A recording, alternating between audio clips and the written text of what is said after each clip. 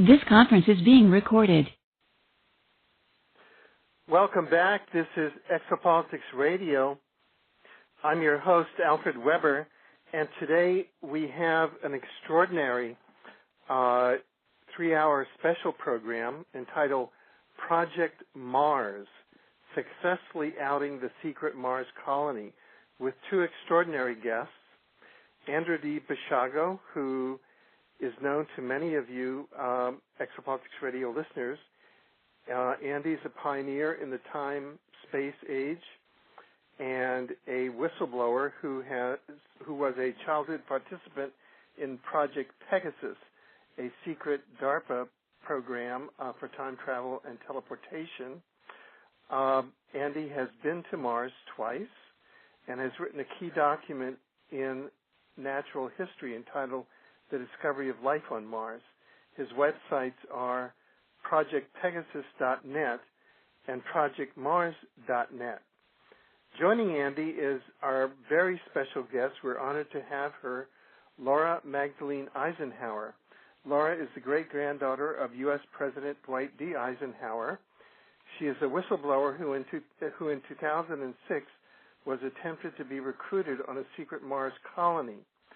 Laura has degrees and certifications in science, wilderness expedition, leadership, natural healing, and building. She is a mythic cosmologist, global strategist, clairvoyant healer, earth advocate, and artist. Ms. Eisenhower is close to the principle of Sophia, saying, quote, "Sophia is not a goddess for women or men exclusively. She will give us a totality of wisdom if we accept her for both the practical earth wisdom of the Black Goddess and the transcendent cosmic wisdom of the world soul, which are equally available to us." Her website is cosmicgaia2012.com. Welcome, Andy and Laura. Thank you. Thank you, Alfred. Could we? Oh, great. You know, I feel so honored and special to be here with you both, especially since we're, as they might say, quantum entangled. And Andy, you are the person who informed both of us that Laura and I are each quantum entangled with you, and you are quantum entangled with us, which is a technical term. Could you sort of lead off the program by explaining exactly what is meant by that and what the implications might be? Yes, it's actually quite astounding. But during all of my experiences in Project Pegasus as a child, from the time that I first teleported to Santa Fe, New Mexico with my father during the 1967-68 time frame, until I completed my activities on behalf of DARPA at the end of the summer of 1972, different data points about both the broad historical future of humanity and my own discrete future were made known to me. Usually they resulted from me just hearing things that were being said around the lunch or dinner table, for example, or in a bar when the project principals who were attached to Project Pegasus were sharing data points regarding what they knew about the future. In the mid-summer of 1971, we had been doing chronovisor probes in New Mexico back to the past, and they were trying to see whether they could standardize the process to use it on an ongoing basis for intelligence gathering. So one thing they were doing with me was sending me repeatedly back to the Abraham Lincoln assassination site, to basically Ford's Theater on, what was that, April 14th of 1865. And I was talking my way past the ticket booth saying my parents had already gone inside and they had the ticket. And they repeatedly sent me back there via hologrammatic immersion. But they found what they were finding, in my case, what they were finding when they were sending other children to other locations in the time-space continuum. And that was announced midsummer 71 at a special meeting at the Sandia Auditorium, which was, quote, every time we send the same child or a different child to the same event, it changes a little bit. And therefore, while intelligence is being gathered, we can't rely on that intelligence to make conclusions about what the past or future necessarily holds. Now, that was using the chronovisor technology, one of the many different quantum access technologies that we're developing. So they made a decision that they were announcing at that meeting. And there were actually groans in the audience. There were about 20 or 30 project people present. My dad was there. We were there with our friend Connie Chavez. She had been invited by my father to the meeting. And my father was actually quite angry as we walked out of that meeting. They had literally shut down a major component of the program, not because it wasn't gathering intelligence that was fascinating and might hold keys to better understanding the past and future, but simply because it wasn't reliable enough, especially in light of the inherent dangers to the children involved. So what was decided around that time, because the project had come into possession of my memoir that I'm currently writing about my project experiences, they had identified the fact that I was destined to become the principal whistleblower regarding Project Pegasus. And so my father was tasked with the responsibility to learn more about my discrete destiny. They thought, well, if one of the children of one of the principal engineers on the project is, now we see there's this complication, he's destined to be a whistleblower. He's advanced to the far stages of what we're doing. He's jumped through all the hoops. You know, we're planning to send him to the year 2045 to recover data scrolls of future events. You know, he's one of the leading children among the 140 American school children in the project. We certainly can't send him out of the project at this point. And we also know if he's sitting around listening to our conversations, this is going to become part of a historical record that he'll be revealing in 40 years. So it was there in the mid-summer of 71 that I essentially became persona non grata in a very strange way in the context of the project. I mean, people on the project were still smiling at me and patting my head every once in a while, but they still knew that I had basically been reclassified as somebody who could potentially be a threat to operational security, because Project Pegasus was absolutely top secret. In fact, they moved the chronovisor from the General Manufacturing Company facility in Convent Station, New Jersey, in the fall of 1970, to a building undergoing historical renovation in downtown historical Morristown, New Jersey, because two boys had come in on their Stingrays, you know, on their Stingray bicycles, and just seen what was going on. And they actually moved the project location. That was viewed, you know, two kids on their bikes were viewed as a threat to operational security. So I was treated sort of in a strange way socially from that point forward. So what ended up happening is, during that second half of the summer of 1971, now when I say summer of 71, I mean the first summer of 1971 that my father and I experienced, because we teleported from New Jersey to New Mexico at the beginning of the summer of 1971, had a set of experiences in New Mexico that quote-unquote summer, and then when we teleported back to New Jersey at the end of that summer, we found ourselves arriving on the afternoon of the morning we had left, and hence relived the summer of 1971 over again. So from the perspective of my siblings, you know, I went camping with them in Maine during this, my dad and I, you know, our second summer of 1971, because we had this interlude, this quantum interlude, in which we had gone to New Mexico and done things and then teleported back and lived an entirely different summer of 71 over again. There were 4 phantom summers like that inserted into my experiences during those 4 or 5 years there. And it was on that basis that secret activities were carried out in New Mexico that enabled the United States, for example, to win the Cold War, because that type of activity kept us that many steps ahead of the former Soviet Union. So my memories regarding these issues of quantum entanglement sort of begin from that period, because it was then that project principals, including my father, most especially my dad, but other people he was talking to on the project, were really focusing on, well, okay, you know, what happens to Andy? Who influences him? Who are the major people that are part of this truth campaign that he leads at midlife, you know, 40 years from now? We have these names of people that are on documents that he has either written or edited, or that are in his memoir as having some kind of...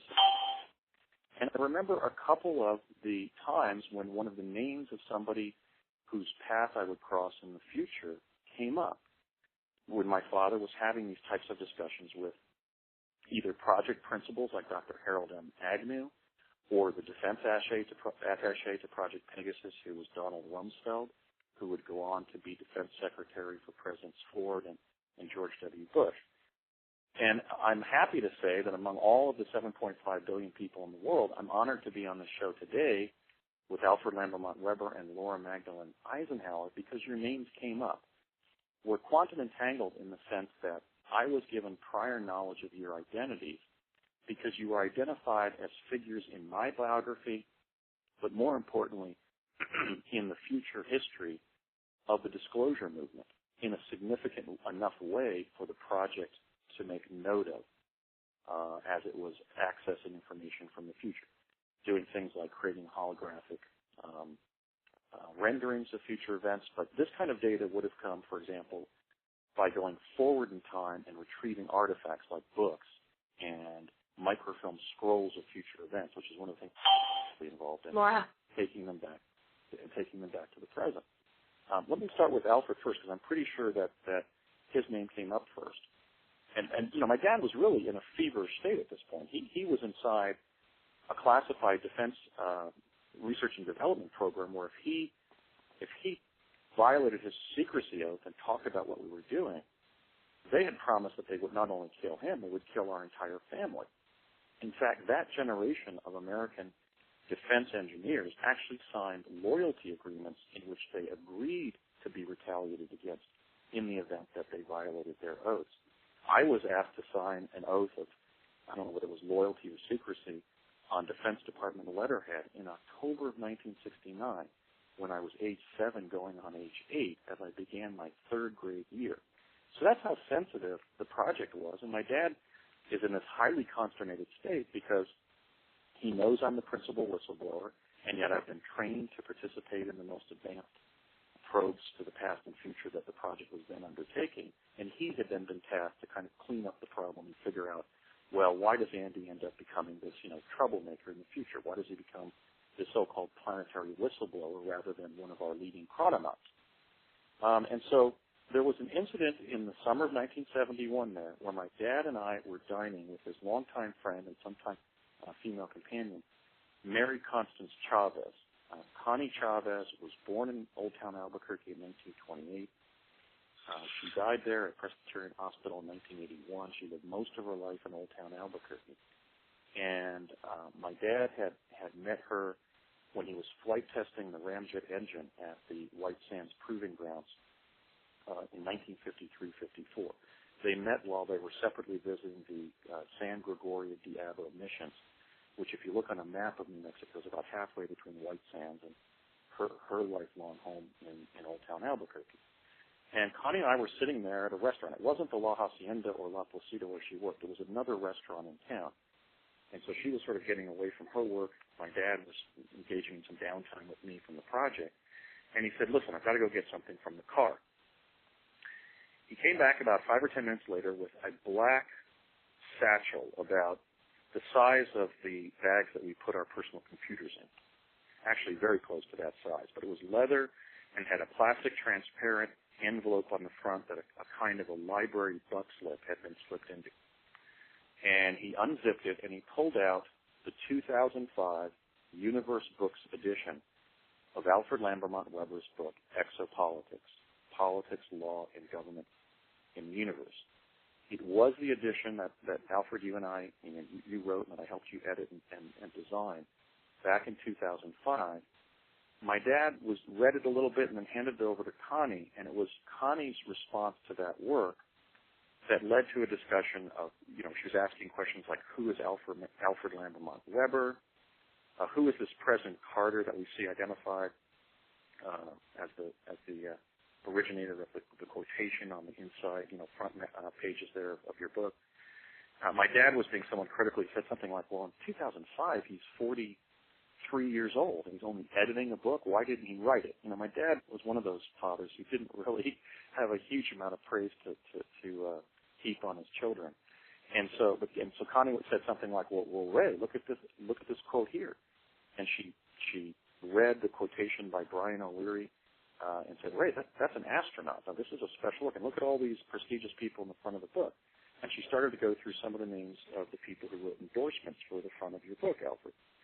So, I know to a personal certainty that you and I were quantum entangled in the sense that your name and this book that I helped you work on with you, assisting you as your editor, was a quantum artifact that was retrieved from the future and was not only in the possession of the Defense Department.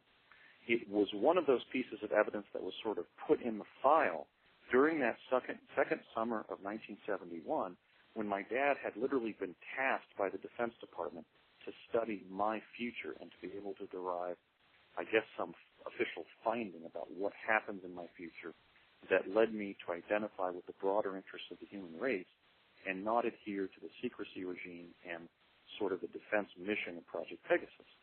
Obviously, the abuse that was heaped on us in the program was a major part of that, but I'm really motivated by the fact that I believe that we're going to need to implement teleportation to achieve planetary sustainability in the 21st century.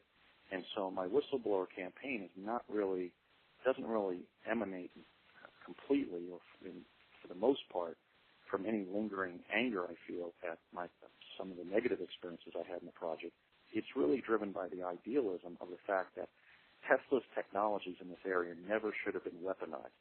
We should be living in a world where we were teleporting, at least between major cities, and getting rid of commercial airliners for over 40 years. In fact, I was present at a seminar in which we were asked what was the future significance of these technologies. And I mentioned the fact that teleportation would allow us to at least get rid of commercial airliners and all of the greenhouse gases and toxins and pollutants that they emit. And just to give you the sort of time reference here, this is the time that Al Gore is sitting up at Harvard, first tackling the global warming issue as an undergraduate under Roger Revelle at Harvard. So we could have been living in a world in which we were teleporting like this for the last 40 years. And that's driving my truth campaign. But I know that they knew that you and I would have a significant personal and professional friendship in the future, and clearly they wanted, they placed your book Exopolitics in the file that they were assembling regarding me. And I think the significance of this is that then, well, there are a couple. One operates on the political level, and then the other operates sort of on the quantum entanglement level. On the political level, this means that your role as one of the leaders of the disclosure movement, in the way that we would associate somebody like William Lloyd Garrison or Wendell Phillips with the abolition movement, was identified by the minions of Donald Rumsfeld and this essentially Nixon Republican team, sort of the Richard Nixon secret team that was actually administering Project Pegasus. So any political warfare that's been directed against you since then very well may have emanated from the fact that your leadership role in the disclosure movement was identified 40 years ago. And I think on the quantum entanglement level, beyond our friendship, there's the fact that, as you know, let me narrate it though, when we were finishing the book, I accessed these memories, and so we had the unusual experience as a writing and editing team of completing the first book with knowledge, not just knowledge that it would be written, or that is to say prior knowledge of its authorship, but with an awareness of the fact that the book, as it exists today, was literally in my presence as a child before we would write it 40 years later, or 35 years later. So in that context where my dad was sometimes pulling a book out of a satchel like that, there was sometimes sort of ordinary, sort of convivial lunchtime discussion about different things the future held. I know that they had prior knowledge of the attacks of 9/11, the emergence of AIDS as an epidemic disease, the advent of the Internet was discussed in my presence. They knew who you were, and they knew that together we would roll out the information regarding the quantum cover-up, because it was in that context where they were worrying about ultimate public scrutiny of them as this clandestine team who was enabling the United States Defense Department basically to possess the keys to the past and the future. In that context, Laura's name came up. I was at a lunch where there was a reference to the fact that I would meet a female descendant of President Dwight David Eisenhower, and I believe that Connie had previously heard this anecdote and said, the granddaughter, right, Ray? And my dad said, no, the great-granddaughter of President Eisenhower. And I remember Laura's name actually being used. They said to me, well, what's her name? And my father said, Laura Eisenhower. And this couldn't have been after 1972, so this is actually several years before Laura was born. Her identity as a leader of the modern disclosure movement regarding the sequestration of these life-advantaging technologies, the covert plan to establish a secret colony on Mars, and the other things that together we're working on today was something that was also detected by Project Pegasus, and indeed, Laura's name and identity was in the project file. I remember being discussed in front of me. Now, of course, that's obviously going to be of interest to a group of Nixon Republicans working on the early days of time-space physics for Donald Rumsfeld's, secret program, because, of course, President Nixon had been vice president to President Eisenhower, and because we've only had, by then we had only had 37 presidents, anybody from a presidential family who somebody has personal or professional contact with that's going to be a fact that's scrutinized simply because of the preeminence of the presidency in American culture. So that was something they were interested in, is if they had said, oh, well, he ends up, pitching for the New York Mets. It was just a fascinating piece of Americana that they were just delighted to find out about, but they were also scrutinizing that information because they knew that I would meet Laura in the context of the disclosure movement and its implicit response to the secret regime that they were part of, and the ultimate liberation of this information so that we can use these technologies to advantage humanity. So just to broadly kind of sum up, both of you were identified as principal figures in the disclosure movement, and they knew that the three of us were quantum entangled in some significant way, because those two references to each of you occurred very close in time. And it was really when my dad was trying to piece together, okay, well, what does he do with this disclosure career that he leads, that he begins in his 40s and becomes publicly known for. There was also a one-off discussion with Connie and I at the poolside when she was babysitting me one time, in which she stopped and had this serious discussion with me about the leadership role that I was destined to play in the disclosure movement. She spoke about it in very broad terms, not entirely understanding what this movement would encompass, but I think from her perspective she understood that it involved revealing the fact that we've been contacted by extraterrestrials, revealing the fact that the U.S. government has been concealing advanced technologies, even technologies that can be used to allow people to move between distant events in the quantum hologram, and other major cover-ups that inevitably the disclosure movement is going to confront in our lifetime. So, we begin today's interview with really a remarkable data point, which is that the three of us are specifically quantum entangled because I was given knowledge of your names and identities, and that I would be entangled with you on a professional and creative basis 40 years ago when I was a little kid. And so for me, this is a very special interview. Thank you, Andy. Glad you shared that. Yeah, sure. That's a remarkable, and just thinking about that, Laura, the first thing that occurred to me as I was listening to Andy's account of hearing about you when he was in Project Pegasus in the early 70s as a 6 and 7-year-old child was again what he mentioned to me, and that is at the political level, and that is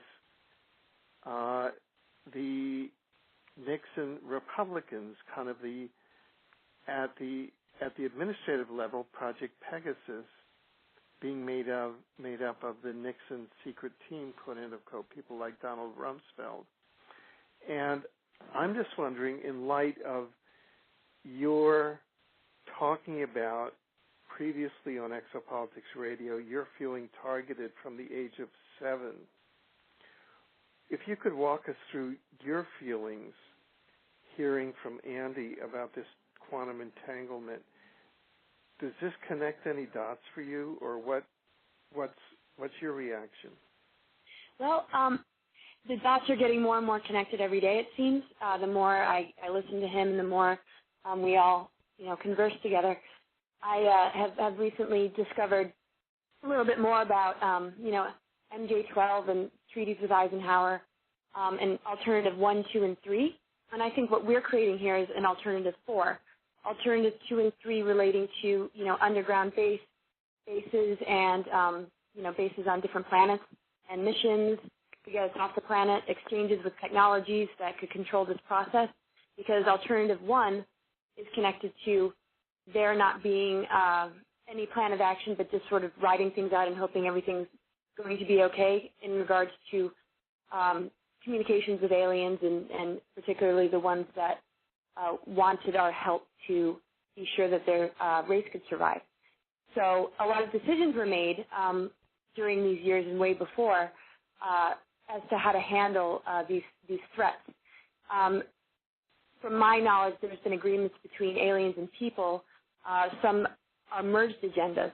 And what I've discovered from listening to Andy is that he was a part of one of these plans to, move a portion of the population off of Earth in the event of, wars or cataclysms, whether man-made or natural or both due to the result of pulling a lot of those with strong Earth missions off the planet. I see that there's a lot that is out of control. So the dots that are connecting for me is that we all hold a little piece, a huge piece actually, of I wouldn't call the word solution, but a integration and a completion of what all these different strands of information, including, on all levels, technological, political, metaphysical, esoterical, everything. We're sort of converging, and from that point that we are, coming together, birthing a whole new concept. Now that the whistle is being blown, it's starting to create disclosure a lot quicker on levels that aren't controlled by an organization that's been trying to control this movement and controlling, what presidents here after things like MJ-12 were developed and those organizations were pulled together. A lot of information coming from a lot of, intelligence agencies and hidden groups and sources have agendas that aren't necessarily giving us the absolute truth.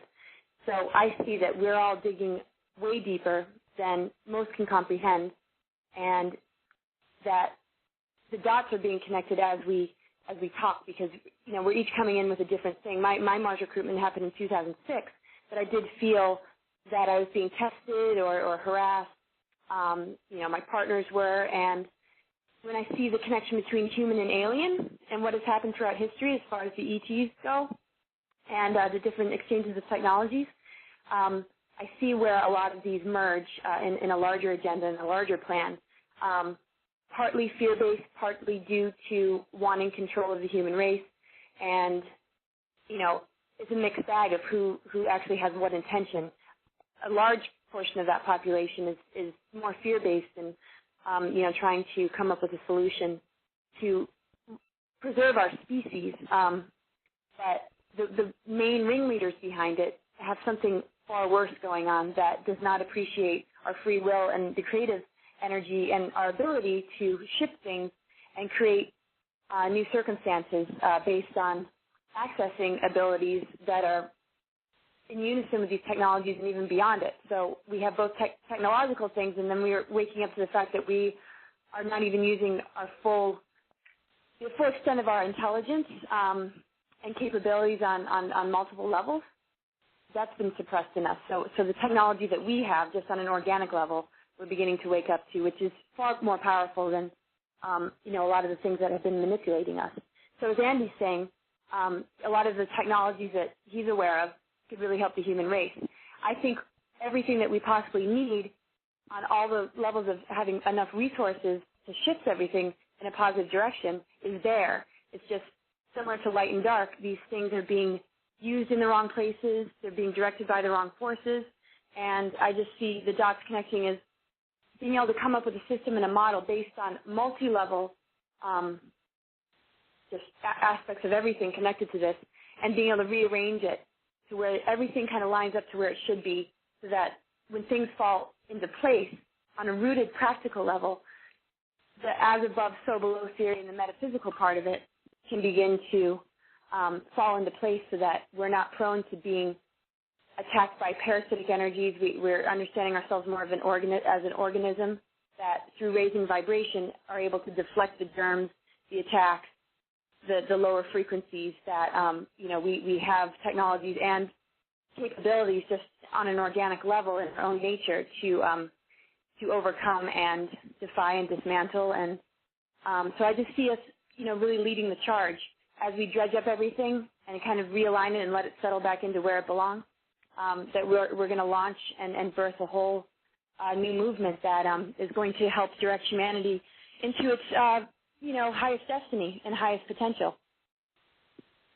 Now, that's a really very insightful and interesting sort of umbrella concept that you've expressed, Laura, Alternative 4, and something that I know I resonate to deeply, and I think it's what Andy, even as a whistleblower at 6 years old, I think that what may have been driving him, but I don't want to put words in his mouth.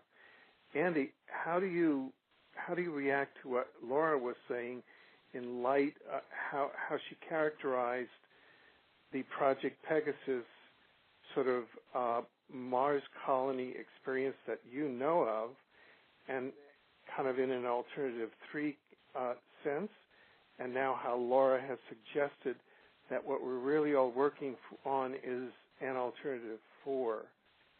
What are your thoughts on that? I really find it astonishing that her wonderful summary of what we're now doing puts in words things that as a child when I was on the project I could only intuit emotionally and even viscerally. I knew as a child on the program that there was something wrong with the direction that the elders in my enabling environment were going. The project was fear-based. They were maintaining the strictest project secrecy, although it was clear to me that we were doing technical feats inside the project that everybody should experience and that the whole human race should be using. There was abusive treatment of us. There was an attempt to achieve our obedience through both fear and intimidation and things that today would violate the Torture Convention, certainly the legislation protecting human subjects, and certainly child abuse legislation around the country. So we were being mistreated. There was, of course, the ontological stress of simply doing such strange and far-out things as a kid and being one of the first human kids to experience them. But as you know, I took action as a child on the program to try to sabotage the program because I intuited, I would say almost on a transcendental or soul level, that I should. And I could really never articulate why I not only wanted to do so, but did so. I did so by leaving a note in the Bacan Memorial Building that I had written at Curtis Wright when we teleported there one morning in April of 1971. So just to give the time reference there, the date that I put on that note was April 9th, 1971, which as a 9-year-old, I turned 10 in September of 71. And that was 2 weeks before 26-year-old John Kerry appeared before the Senate Foreign Relations Committee to provide whistleblower testimony about American atrocities in Vietnam. But I was not a politicized child. My parents were devout Roman Catholics, my father Republican, my mother a Democrat. I remember my father had said that he voted a straight Republican ticket for president except Presidents Kennedy and Truman. So he was a fairly open-minded individual in that sense. I was certainly not abused at home. I was being raised in a wonderful household. But quietly on the corners of the program, individuals who had a different agenda than what my father understood from the project were doing things like electromagnetically shocking us when we would return to Curtis Wright via teleportation. There was one activity involving the induction of fear that took place at a local military base that I'd rather not narrate this afternoon, but that I'm going to be describing in my book. That was quite horrific. So on one level, I was simply fighting back in response to the abuse that was occurring in the project. On another level, I realized that we shouldn't be keeping these technologies secret. I had a sense of spiritual yearning or kind of an upwelling of conscientiousness or an understanding that I had some kind of larger role to play in society. It's very hard to describe. I almost had a sense of my destiny as an individual, and so I was trying to express that as a kid. I heard some of that just in the conversations that were held of an informal nature on the project. I was never briefed about what my future held, and I certainly wasn't brainwashed or mind controlled to remember things and begin talking about them. Quite the contrary. When my project experiences ended, I was a victim of basically a torture session in which an atrocious headache was produced, and they attempted to brainwash me to experience this kind of headache whenever I thought about or wanted to talk or write about what I experienced in Project Pegasus. So the true story is that I overcame pretty brutal brainwashing to be able to remember and memorialize what happened and share my experiences with others. And I was fighting to do that the entire time I was in the project. So, for example, when I knew we were when we were in Santa Fe and I knew we were going to teleport back to Curtis Wright in Woodridge, New Jersey, and be taken inside the building and electromagnetically shocked with a metal halo around our foreheads for 30 seconds, which I understand dumps endorphins into the human brain that tends to impede the uptake of short-term memory into intermediate and long-term memory. I actually memorized a number of establishments on Cerrillos Road in Santa Fe, which was the King's Rest Inn, the Thunderbird Motel, and the Village Inn, in a kind of a cipher in my mind. Now, curiously, when I went back on my fact-finding trips in 2003, 4, and 8 back to New Mexico, I found that despite all of the gentrification and development, the really robust suburban and ex-urban development in Santa Fe since the time of the early 70s, those were still the three establishments that still existed on Cerrillos Road, those three landmarks. I could see as a kid that they had been there for a long time, and so I figured they would continue to be there in the future. And I was right. They were the only three original buildings that are still on Cerrillos Road as you go from I-25 up to the state capitol complex. So I was doing things like that. I was literally trying to create ciphers in my mind that would survive the brainwashing that I knew I would then be subjected to. So I was fighting back. I was refusing to be oppressed by them. I was angry at the injustice of what was happening. And even though I was a very well-behaved child, I was not only going to school, but Sunday school. We were going to confession on Saturday nights and taking the Eucharist at church on Sunday morning. And I was being raised in a fairly strict Catholic household. I still rebelled quite strenuously when I was on the project and tried to subvert it. And they knew of those activities on the project as well as they then correlated those to my wider destiny when I grew up. And I'm focusing that destiny on what Laura has just so brilliantly articulated, which is a matter of freeing ourselves from this fear-based infrastructure that's been put in place in which we are not preserving our environment here on Earth. We are regimenting people slavishly in an advanced technocratic nightmare to really achieve such peculiar objectives as placing a human survival colony on Mars. And in a sense, the meta purpose. Hello? Uh-huh. Yeah. And so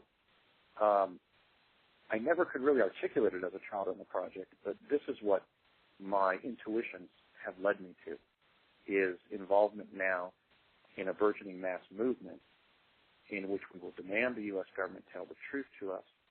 We will demand that they declassify these life-advantaging technologies and start going about the business of not teleporting people to Mars so they can create a survival colony there, but using these technologies here on Earth to make Earth a survival colony in and of itself, and do so by tapping the net resources of the human species, which again is something also that Laura just articulated and I find so compelling. I ended up being drawn into the environmental movement as a young man. I sought out people like Buckminster Fuller. I did some writing for Jacques Cousteau's organization, and after college I went on to study environmental law and policy fairly strenuously.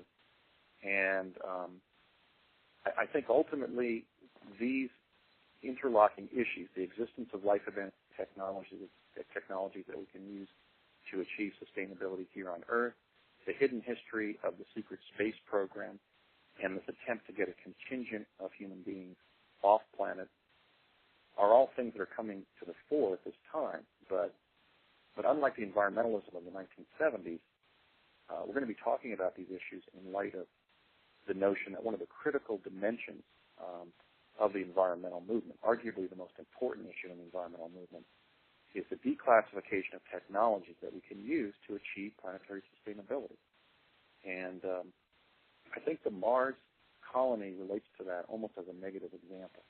It shows that my instincts were right as a child, that these secret defense projects were misguided. They were misdirected.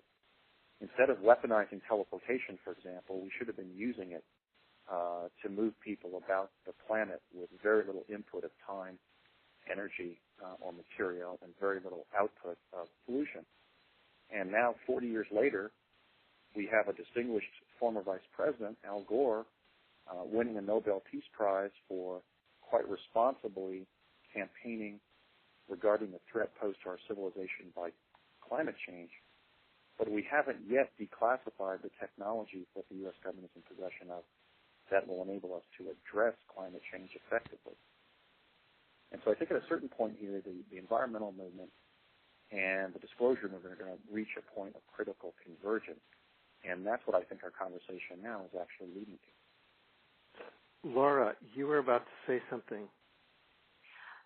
Yes. I had a few thoughts based on what he was saying. I can't remember where I jumped in, but a few things popped up as far as the site, finding that place in your brain so that you have something to return to so that you're not brainwashed and you can continue the fight.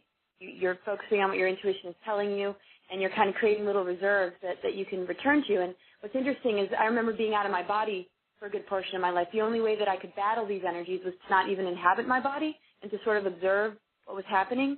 And in that process, I recall going through, all these different layers and practically battling inorganic energies to get to a particular place that seemed to bust through timelines as I was going. Certain things that had been solidified or prophesized or, especially related to doom scenarios, I just remember sort of breaking through and tearing through with the refusal to be controlled by it. And so, part of the loss of, maybe amnesia to what the mission is was very difficult for me. I mean, it was very hard for me to lose focus because I was able to just, get away from the frequencies and somehow keep my physical body alive while I kind of went into a lot of other dimensions to kind of get through. Even around 9/11, it got really accelerated.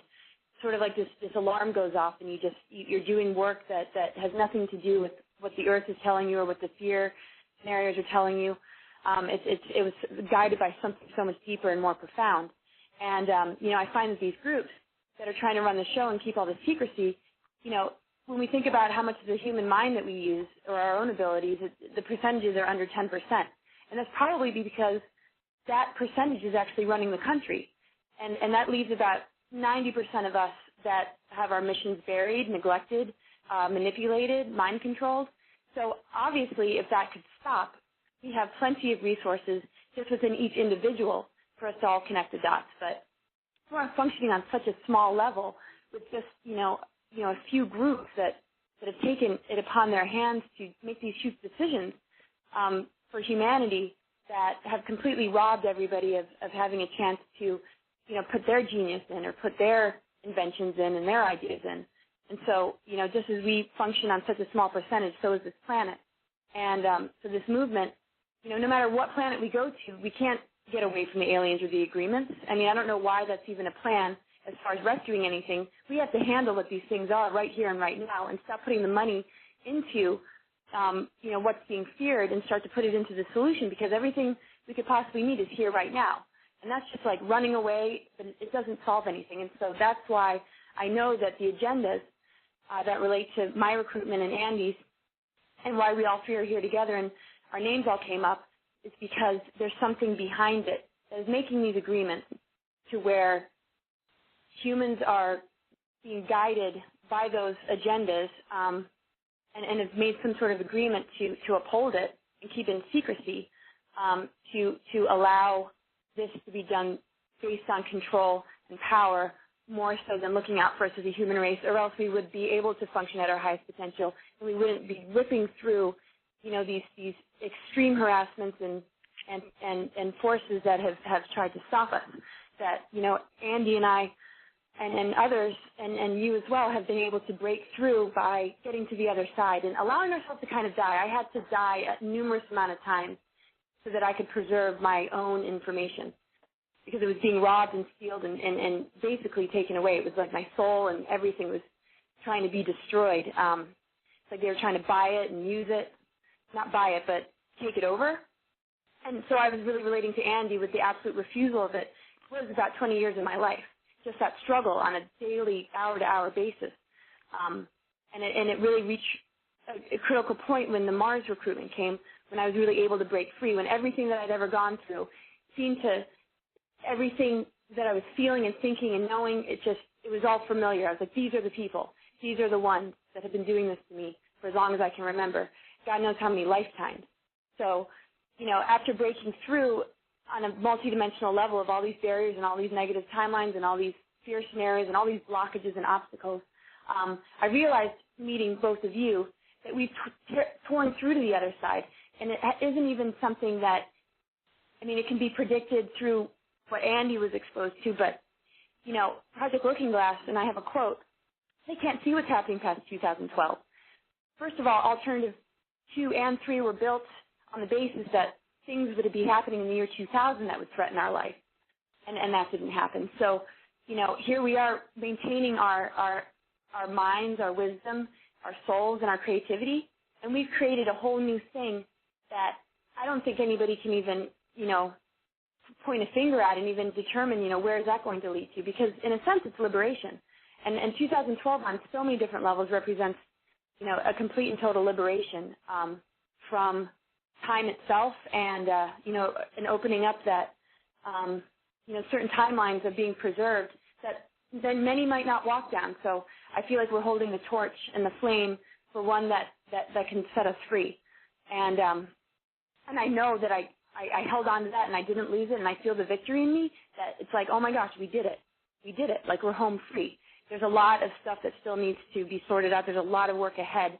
But as far as being able to survive past these scenarios and past these, different agendas and timelines and prophecies that all relate to doom and fear, we've ripped open a whole other portal to the other side, and that gateway is ready for us to walk through. And my life was focused on making sure of that and keeping that open.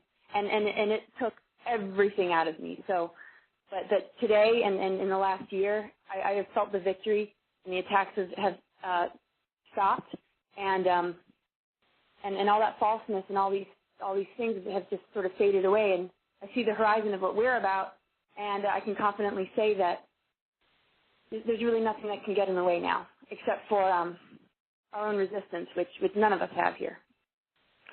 Well, from the point of view of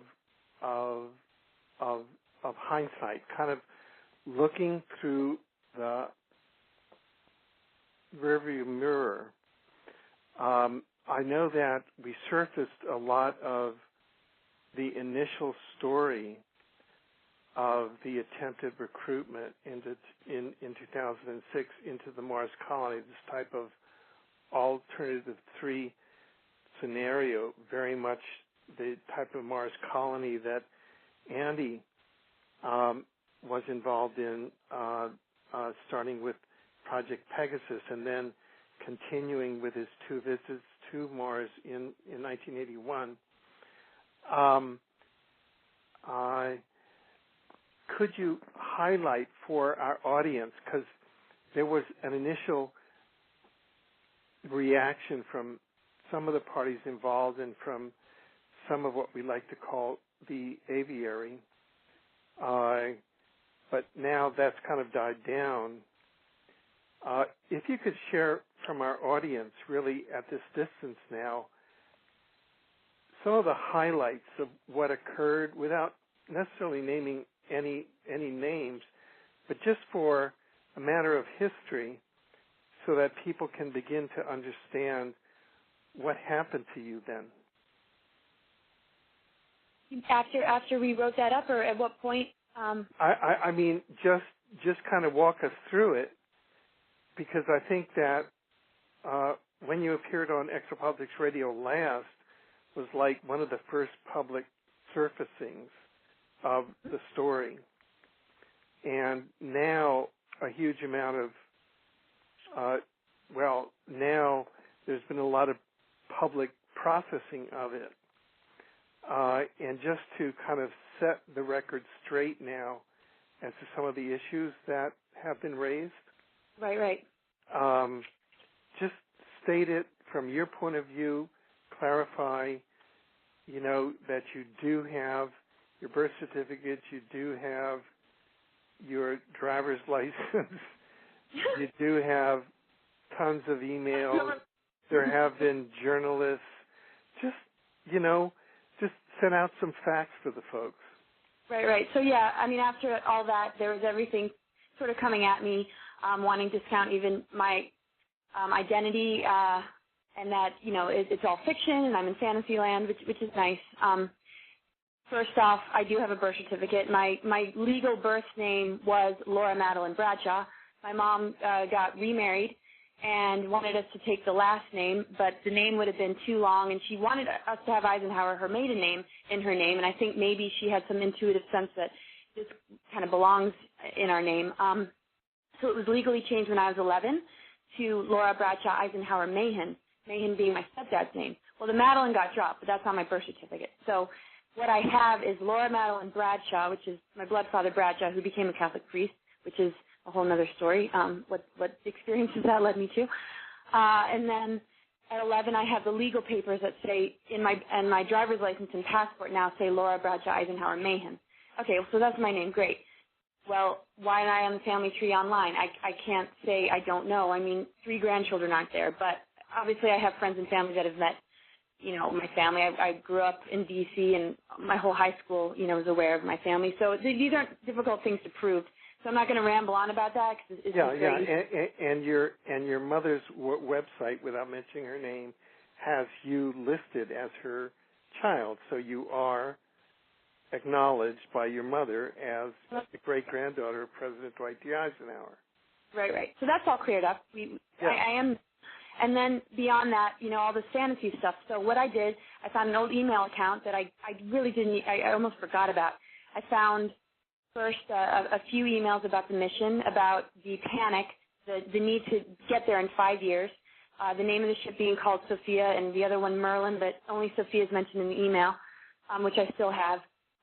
It talks about 11 ships, 11 escort ships, and the necessity because of World War III, World IV, alien wars, cataclysms, all fear-based. And so then I found 200 emails, which I thought I didn't have. I actually told you folks that I only had a draft, but no, I actually did find about 200 emails where I'm really trying to figure this out. I'm trying to make sure, Agent X or my partner was okay. I'm trying to really just ground, the earthly missions and hoping that we can discuss both. I had no voice. I had no say. It was all chaos. And I have, 200 emails that aren't about the relationship. No, they're about the mission on Earth. They're about inquiring why this is happening, why he was sent to find me. I have a draft saved that I never sent because I got to ask him in person, not really believing that he was sent to find me because it just seemed so odd to me. But the things he started talking about immediately after he met me related to, a lot that was brought up at a later time. So I do have those emails, and there's been things written lately in articles. Gary Beckham, who, validated the fact that there was a Mars colony, Mars mission, 2012 being the date, but the funding seemed very small. So what the conclusions that I've drawn is that what he used the term compartmentalism, where you can be doing a mission or having a specific role, but you don't know what's really behind it. You have orders, you listen to things. I mean, Agent X listened to what he called the patrons, but then was in these groups and, planning this mission with others. But a lot of the information wasn't even coming from physical beings. They were coming from, like ET sources. And this is what leads to, the question of what's the difference between a false abduction and a real one, and how there's a manipulation in order to bring agents in by manipulating and using alien technology to serve those agendas, which I really felt was happening when I was involved in it, and I hadn't really done any online research to validate that that's actually been written about. But so, the panic and the pandemonium surrounding all this didn't give me much of a voice. For 6 months, I tried really hard to not only help them, but to, speak my truth. And I felt like I'm not the kind of person that should be ignored. You can't drag somebody like me to some planet and not give me the time of day to talk and have an opinion about it and have, so anyway, as far as any sort of backlash, I have proof on, a lot of levels. But the proof only goes so far. There's so many things that are behind each thing that I share that, the ones that I've named before might not even know about. So I'm not going to bring up names anymore. All I can do is bring up the fact that between Andy and I and you, Alfred, we have a larger story, and I think it's way larger than Agent X even knew. And I think that there's a progression of this whole Mars thing, and it's happened in different layers and levels, sort of taking on a chronological thing that is where this thing is becoming public now, and it's starting to draw in, the potential to get people to Mars through things like Google X Prize. Well, to be in our shoes, Andy and I know that there's a lot more to it than just that. There's a lot more behind it that is, potentially going to create an uproar and a panic that people are going to want to flee, because the main thing that was trying to get me to go was exactly those things, World War III, World War IV, and cataclysm. So people are going to hear those things. We can choose to create. Are you there? Yes, I'm here. Well, we can choose to create from those fear scenarios, and so, okay, I guess to set the record straight, I have emails, articles have been written, I do have proof of my identity, I have proof of not just my birth identity, but my, I guess you could say, archetypal identity. I've about as much proof as you can get on that level, including sound technologies, and that's, I don't feel like going out of my way to push that one, because it's something I'm really here to awaken in others, but if anybody needed that as well, I can provide that. So everything coming at me has not been difficult for me, because I have evidence and backup, and, I feel that we're together to help us figure out where we don't have answers, and there's, certain areas that just haven't been explained, and that's why I'm gaining so much from these conversations, because not everybody has all the facts, but there's a source that does, and it doesn't want to tell us the truth. Disclosure is got a lot of layers to it. Where's true disclosure compared to telling us something that isn't really the truth, which is very similar to the difference between false alien abductions and the real ones.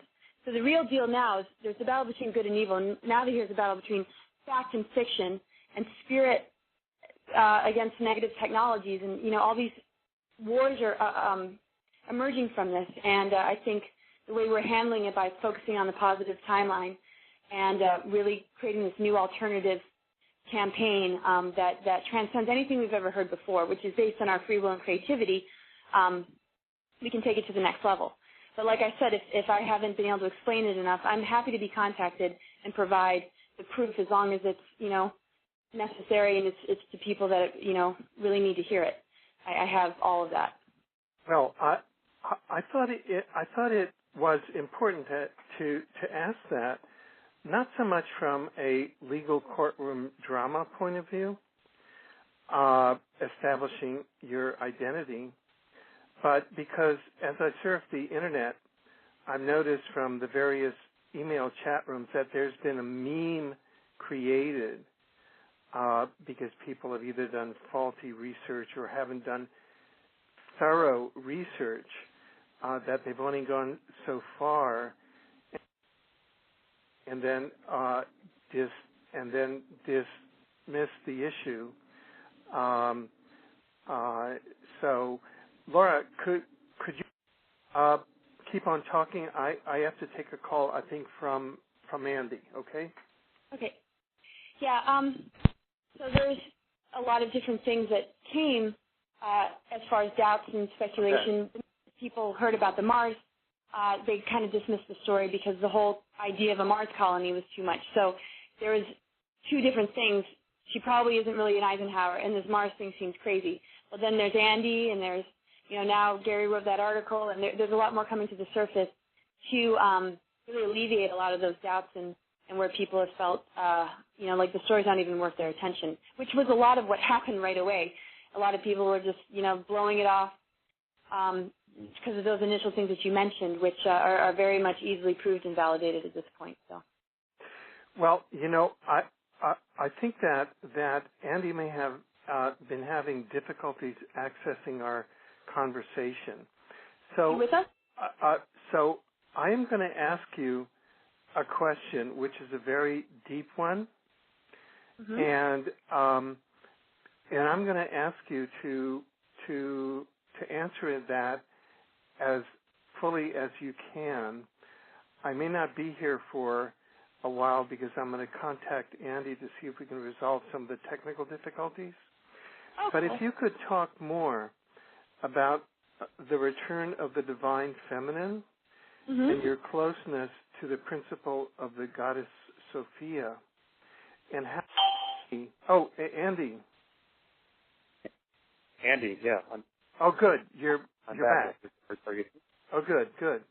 Well, just hold that particular question, Laura, Okay. and but we are going to get to that question because I see that as a key component of Alternative 4.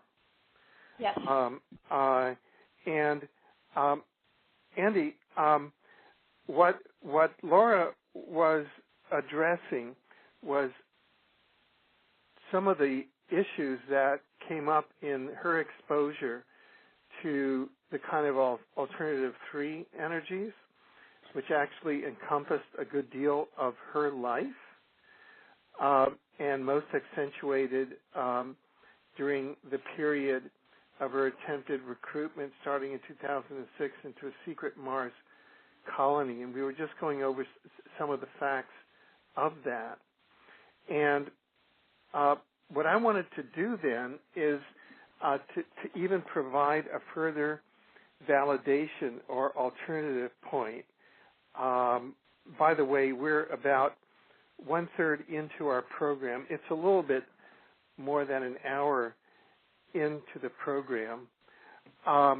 Is if we could explore just for a while the evidence and life story of a very interesting gentleman who has come forth as a disclosure witness to the secret Mars colony, and that's Michael Relfe, Relfe.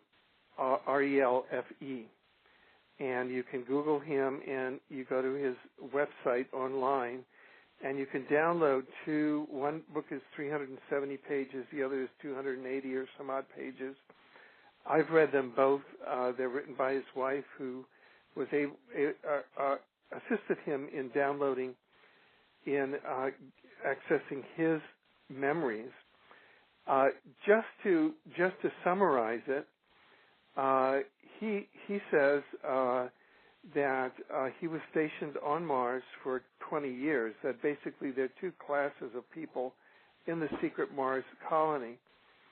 One class is what he calls the visitors, and they are generally VIPs in the political or the technocratic class who come for a couple of weeks or a day or 2 days, and they are not time traveled. The other are the permanent staff who are stationed there for 20 years, and they are time traveled so that, as Andy said, what occurred to him in his 4 phantom summers, they're actually sent up there for a phantom 20 years. And he was up there from 1976 to 1996. He was recruited in the Great Lakes area. teleported time travel teleported up to Mars, and then his memories are wiped at the end of the 20-year term.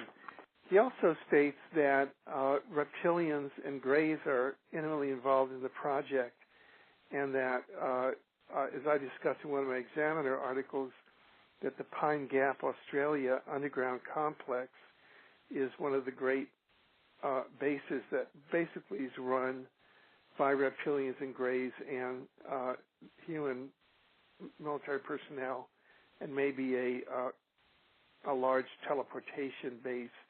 And when I met with and interviewed another Mars teleportee visitor to the Secret Mars project, former DoD scientist Arthur Neumann in Barcelona, Spain, in July of 2006, he showed me his official DoD U.S. passport, which had a visa, their official DoD visa to Australia, so which he used for entry and exit to the Pine Gap base.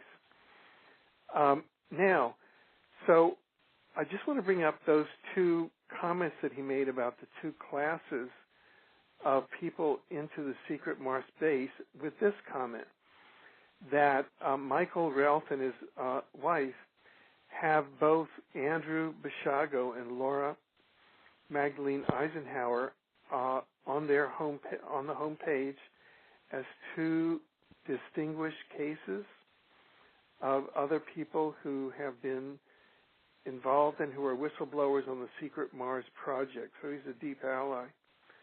And Andy, I want to start with you, if what you know in the summary we've just given, if you could comment on the Michael Ralph case as it adds in detail and validation to this whole alternative 3 Secret Mars colony approach. Right. Well, we talked about how when I was serving on Project Pegasus, there was no direct reference to Mars or any education related directly. You know, they didn't give me an awareness that ultimately the teleportees would be teleporting to Mars. There was certainly instruction on the habitation of space, the kind of scenarios you see with both the text and the drawings associated with Project Moondeck was certainly what we were getting in some of our schooling, that we would become basically astronauts. But the curiosity is we were never being put aboard high-performance jet or rocket aircraft. We were getting extensive schooling and teleportation, but there was no reference to Mars or going off planet beyond, just the conventional NASA Moondeck kind of coursework. And there was, however, I mentioned one of our previous discussions, around the time that your name came up and Laura Eisenhower's name came up as persons of interest of both a general nature and specifically from the unfolding of my own life. There was an episode in which my father came back to the restaurant where Connie worked, and he was deeply consternated about something he had just learned. As his son, I intuited that it was something that implicated my well-being. And this was already after I had been identified as a whistleblower. In other words, this was already during that second half of the summer of 1971, where we were spending a lot of time driving up to the Sandia National Labs. We're over on the right side of the Sandia campus. There was a viewing room where they were pulling up holograms. And I was standing there in utter frustration trying to assist my father in using my psychic ability to identify who particular people were that they were showing scenes of me interacting with in the future. But in other words, could you just speak more closely into your telephone? Yeah, it's a little jumbled. I can't hear you very well. Right. Oh, boy. How's that? Is that better? Yeah, better. Okay, so there was the episode where my father learned something, and we now think that probably what happened was he was informed that the project was headed towards Mars. In other words, he had implicated me in the time-space program, believing that we were only going to continue to do take travel to the past and future on Earth, and didn't realize that at a certain point it would be integrated with the space program and we would use the teleportation to go off planet. I think that's what that episode probably involved. I don't think it involved any foreshortening of my life, because my father said during another episode that they had even retrieved images of me working in my early 90s, so they knew I was going to be very long-lived.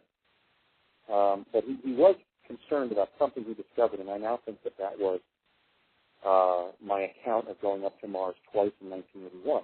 So I left the project as an 11-year-old. I had a fairly conventional adolescence in Southern California, and I attended junior high and high school in Southern California, and then entered UCLA. And after several years of college, they placed an individual in my life by the name of Courtney M. Hunt, who was a career CIA case officer, basically.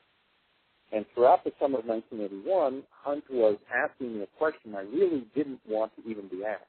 You know, Laura talked about, and I can completely relate to this pattern of having this aversive element in your life pushing you over towards these Promethean activities as distinguished from the Dionysian, you know, the technocratic rather than the ecotopian or earthian activities that we actually incarnated here on Earth to develop. And I really didn't want to even I didn't want to listen to Hunt asking me the question of whether or not I wanted to go up to Mars. I told him no. I don't want to go into another secret government program and go through all that and the secrecy and the abuse and the fear-based functioning that is part of the very atmosphere of those projects, not just their culture, but they're essentially saturated with the negativity that results from the constant fear and concealment that attends their operations. And so he basically continued to contact me through June of 1981, and I finally asked him, look, why do I have to go up there? Now, what's at stake here? Why do you need me to go up there rather than, let's say, some astronaut trainee or something? And so first I asked him, well, how are we going to get up there, via rocket? And he laughed kind of ruefully and said, you know how.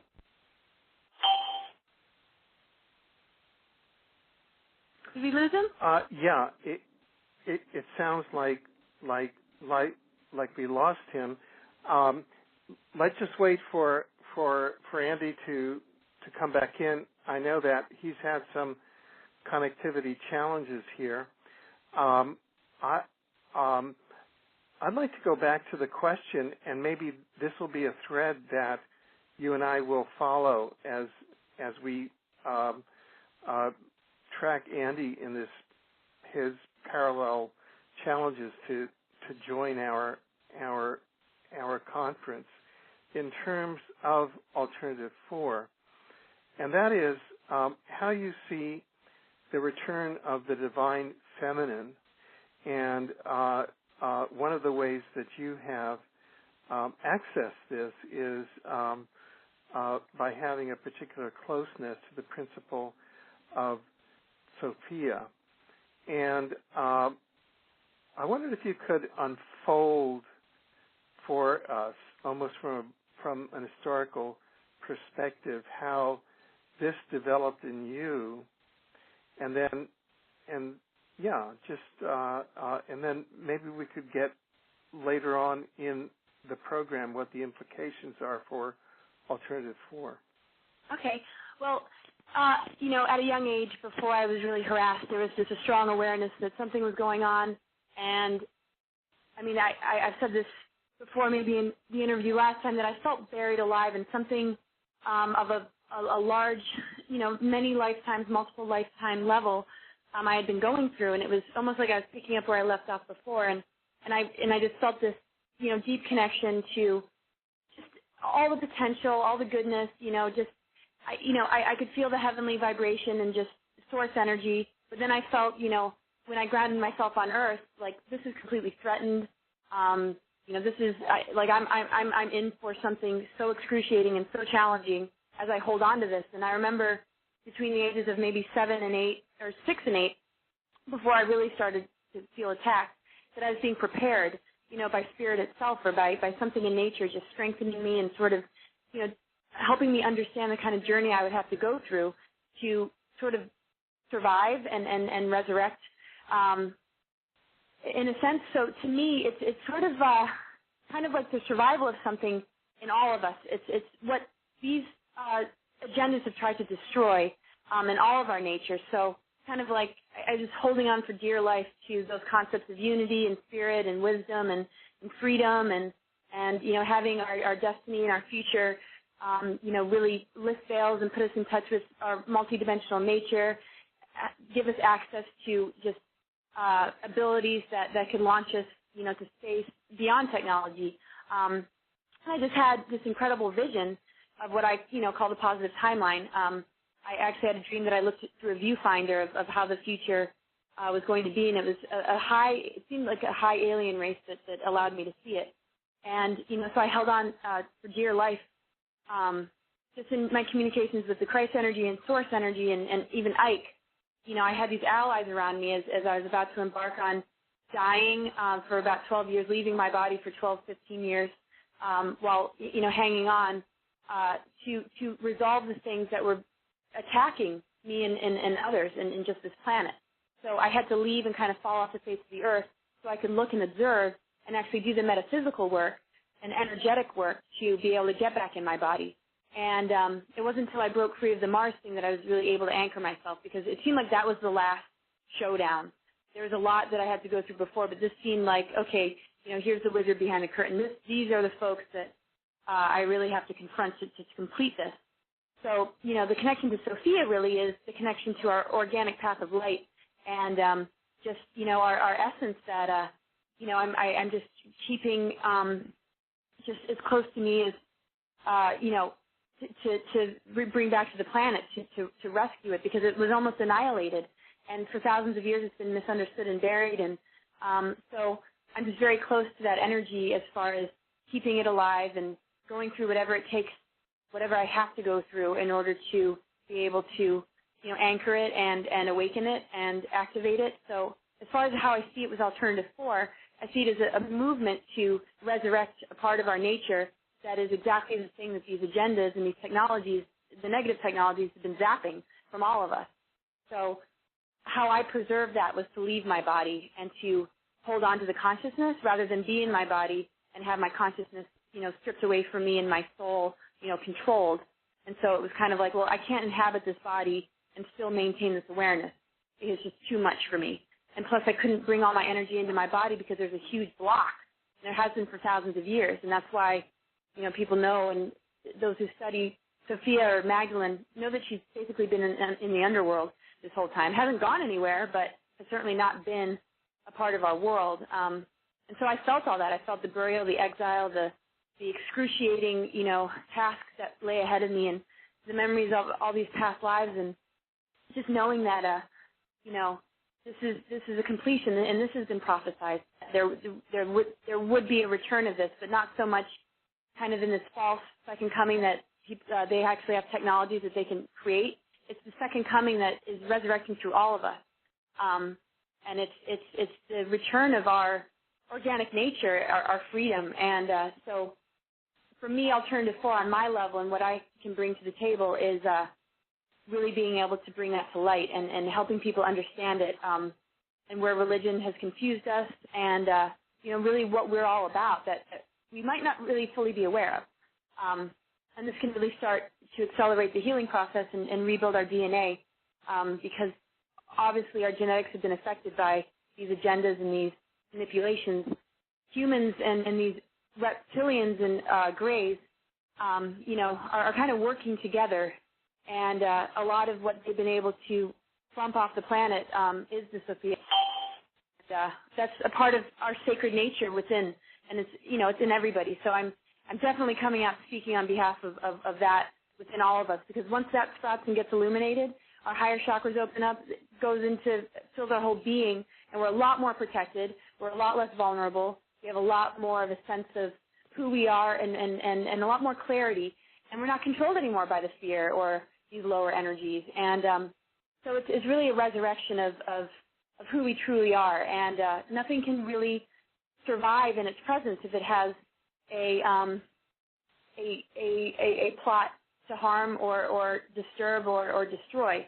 It's going to be starved. All those entities are going to be starved of our power, and what's going to remain is the true nature of everything. And it connects to so many myths and so much on a lot of levels, and there's plenty of archaeological evidence and evidence that can be proven to back up, the esoterical and mystical and whatever you want to call it.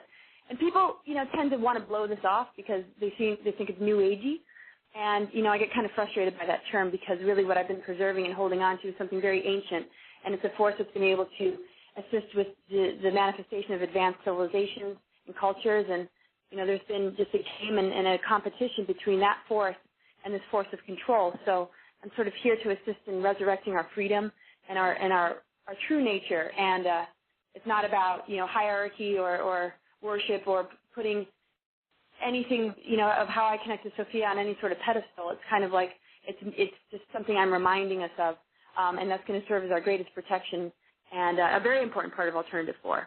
An aspect that is definitely going to set us free, because that's what's been taken away, and it's been taken away. The male energies, it's both. It's a resurrection of both, but the particular focus has been on, for thousands of years, the completion of a certain level of the feminine that exists in men as well, that opens us up to a multidimensional awareness, is able to really lift a lot of this heaviness, and all these, polarities and dualities, tend to come into balance, because this is the most balancing force that this planet needs right now. And so it has to come through all of us. It's a co-creation. So, Alfred, apropos of that comment, I have been subjected to some form of third-party interference. Can you hear me?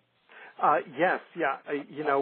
We're very happy that you joined us, and Laura has kind of jumped in and held the space because we were figuring that you were having challenges getting back into our conversation. Yeah, I've had a lot of interference during this first half hour of the second hour, and I don't want to waste the time in the interview to describe it, but it was very bizarre in terms of when I was calling back to get online. I even received a response from Spain at one point. You had just mentioned Barcelona. So without wasting any time discussing the interference, I'm back now on another line, and hopefully I won't be knocked off again. We can hear you better. So I couldn't hear you very well. Laura. Wonderful. Yeah.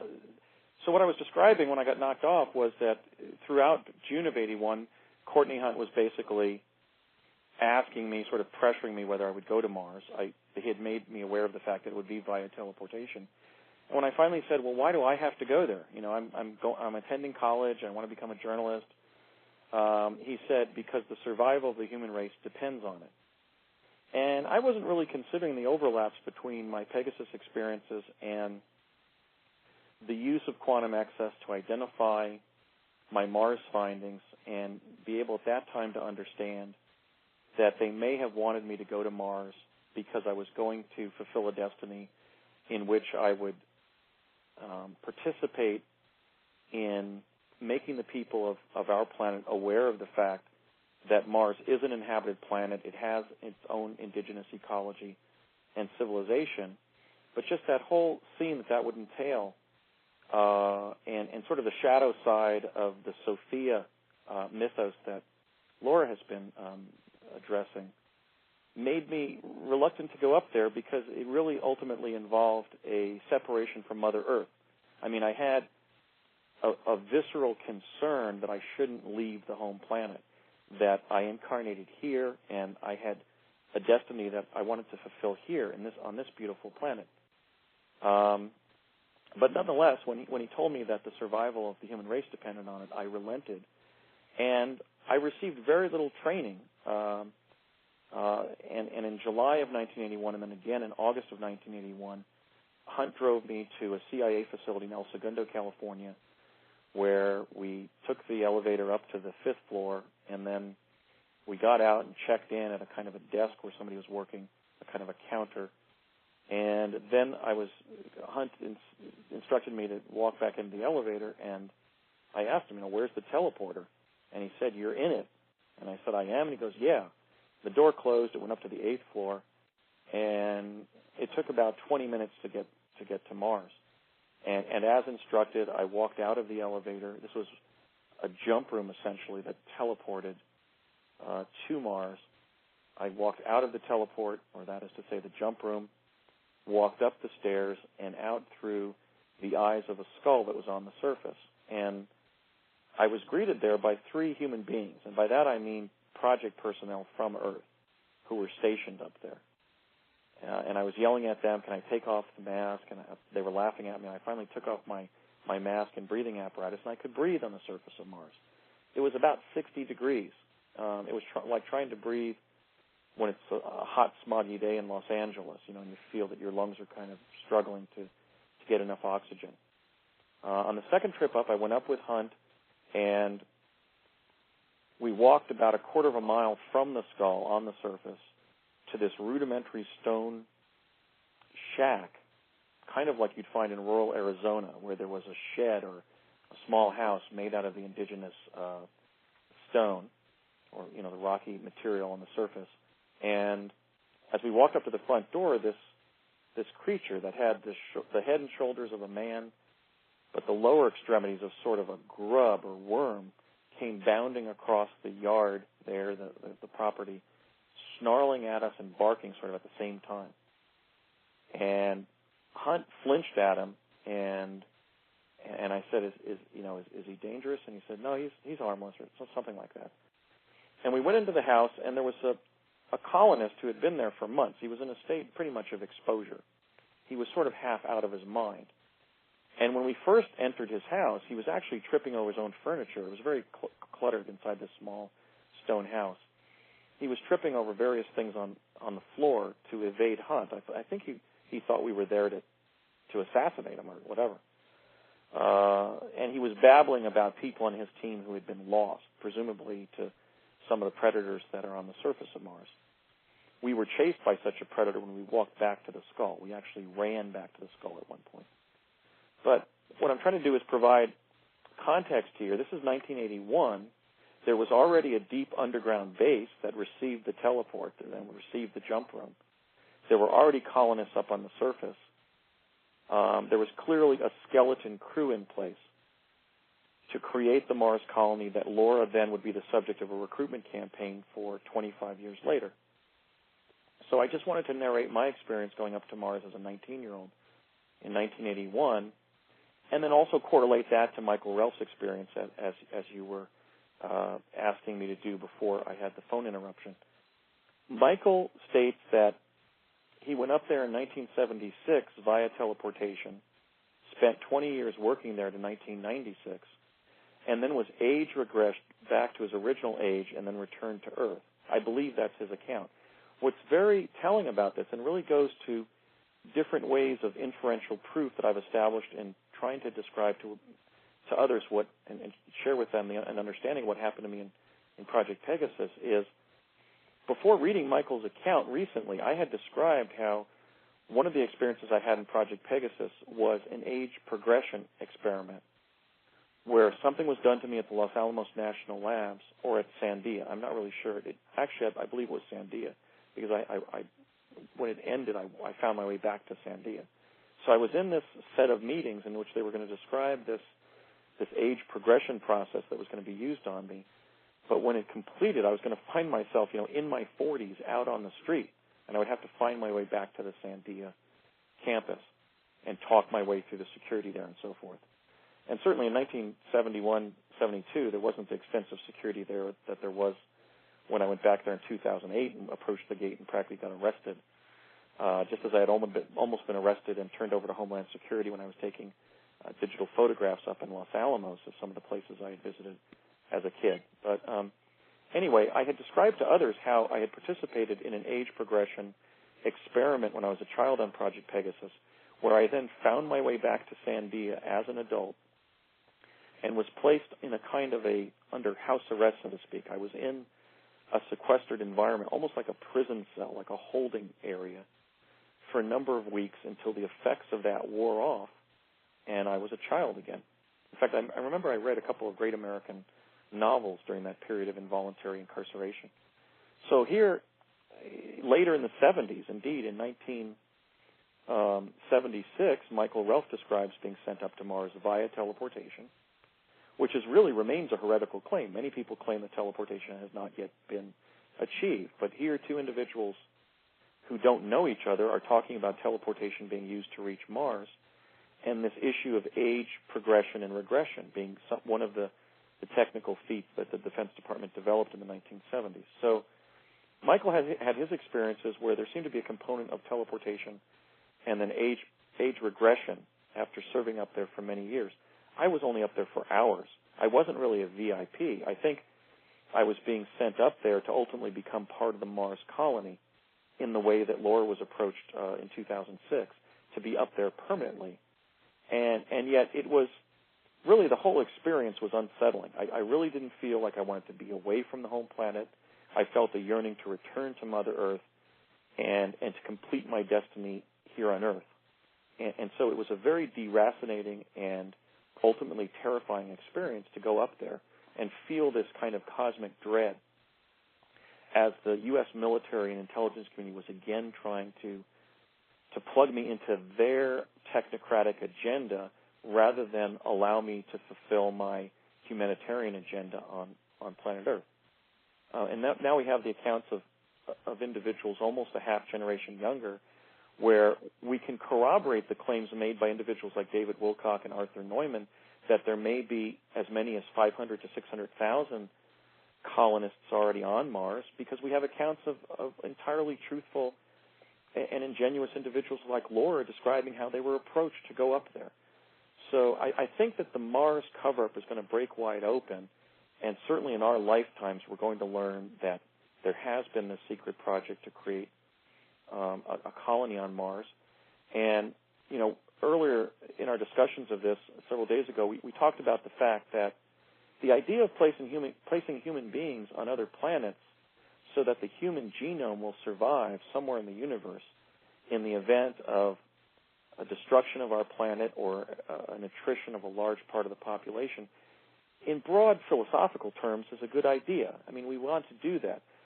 The difficulty is, the dilemma here is that this project was undertaken within the defense technical community, the U.S. military and intelligence community, on a multi-generational basis, entirely in secret. And something as significant as protecting the human genome on another celestial body is something that should be known to our entire civilization, debated, and administered in a way in which the broad interests of the human species are taken into consideration and protected in the way that the project is implemented. And we have evidence that that's not the case, that it's been done on the basis of secrecy, possibly some form of eugenicist or racially supremacist pattern where they've attempted to identify bloodlines that may have a substrate of the Martian genome in the human genome as a result of interbreeding between Martians and Earthians when the Martians returned from Earth the last time that members of our species left for Mars to escape a cataclysm. So there's some issues of genetic selection that haven't been debated. We know from genetics that genetic diversity is adaptive because the greatest number of genes that you have in the gene pool, the greatest likelihood you'll have those genes available to adapt under new environmental conditions.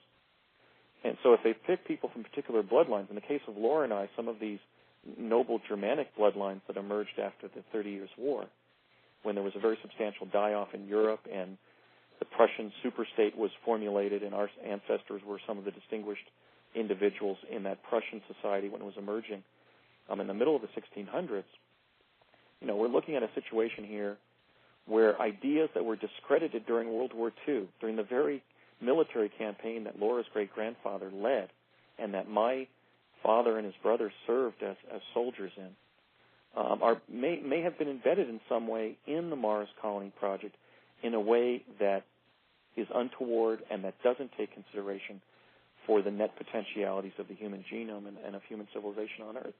So I think that the revelation of the Mars cover-up is critical.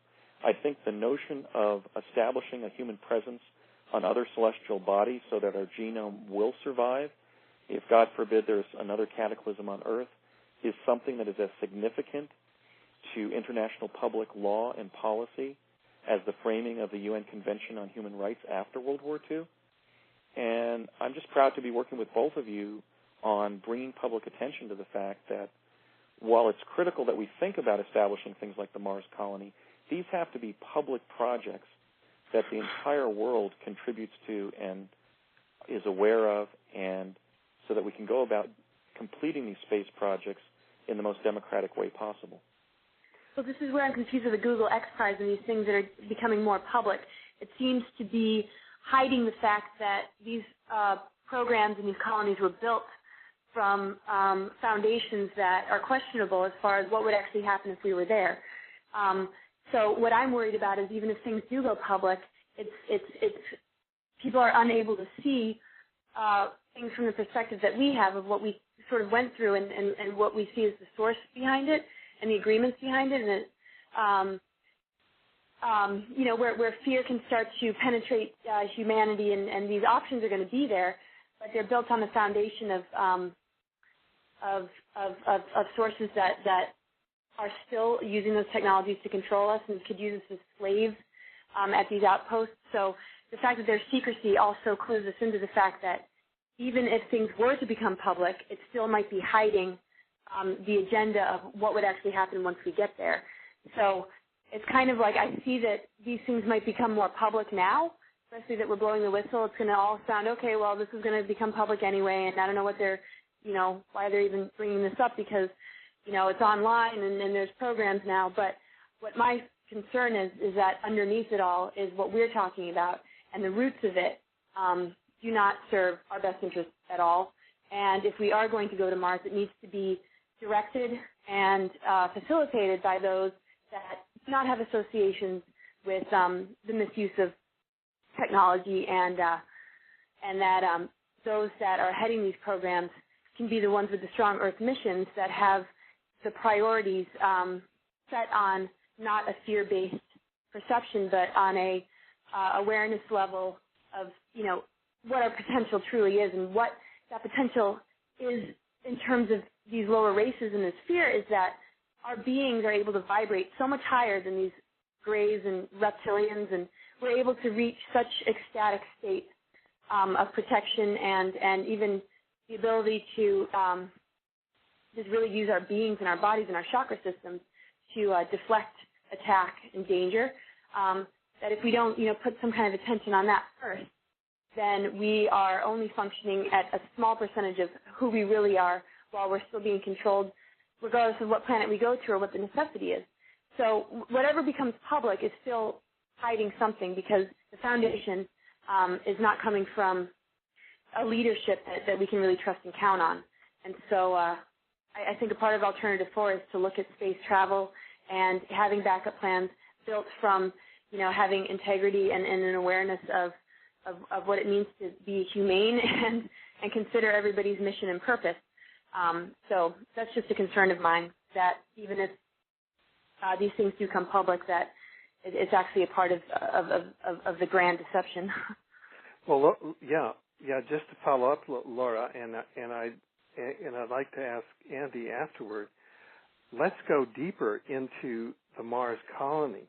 Now, you've talked about that you were revealed. It was revealed to you some of the bases on which you were identified as being why they identified you for recruitment. And I wonder if you could talk about those so we can begin to zone in on this.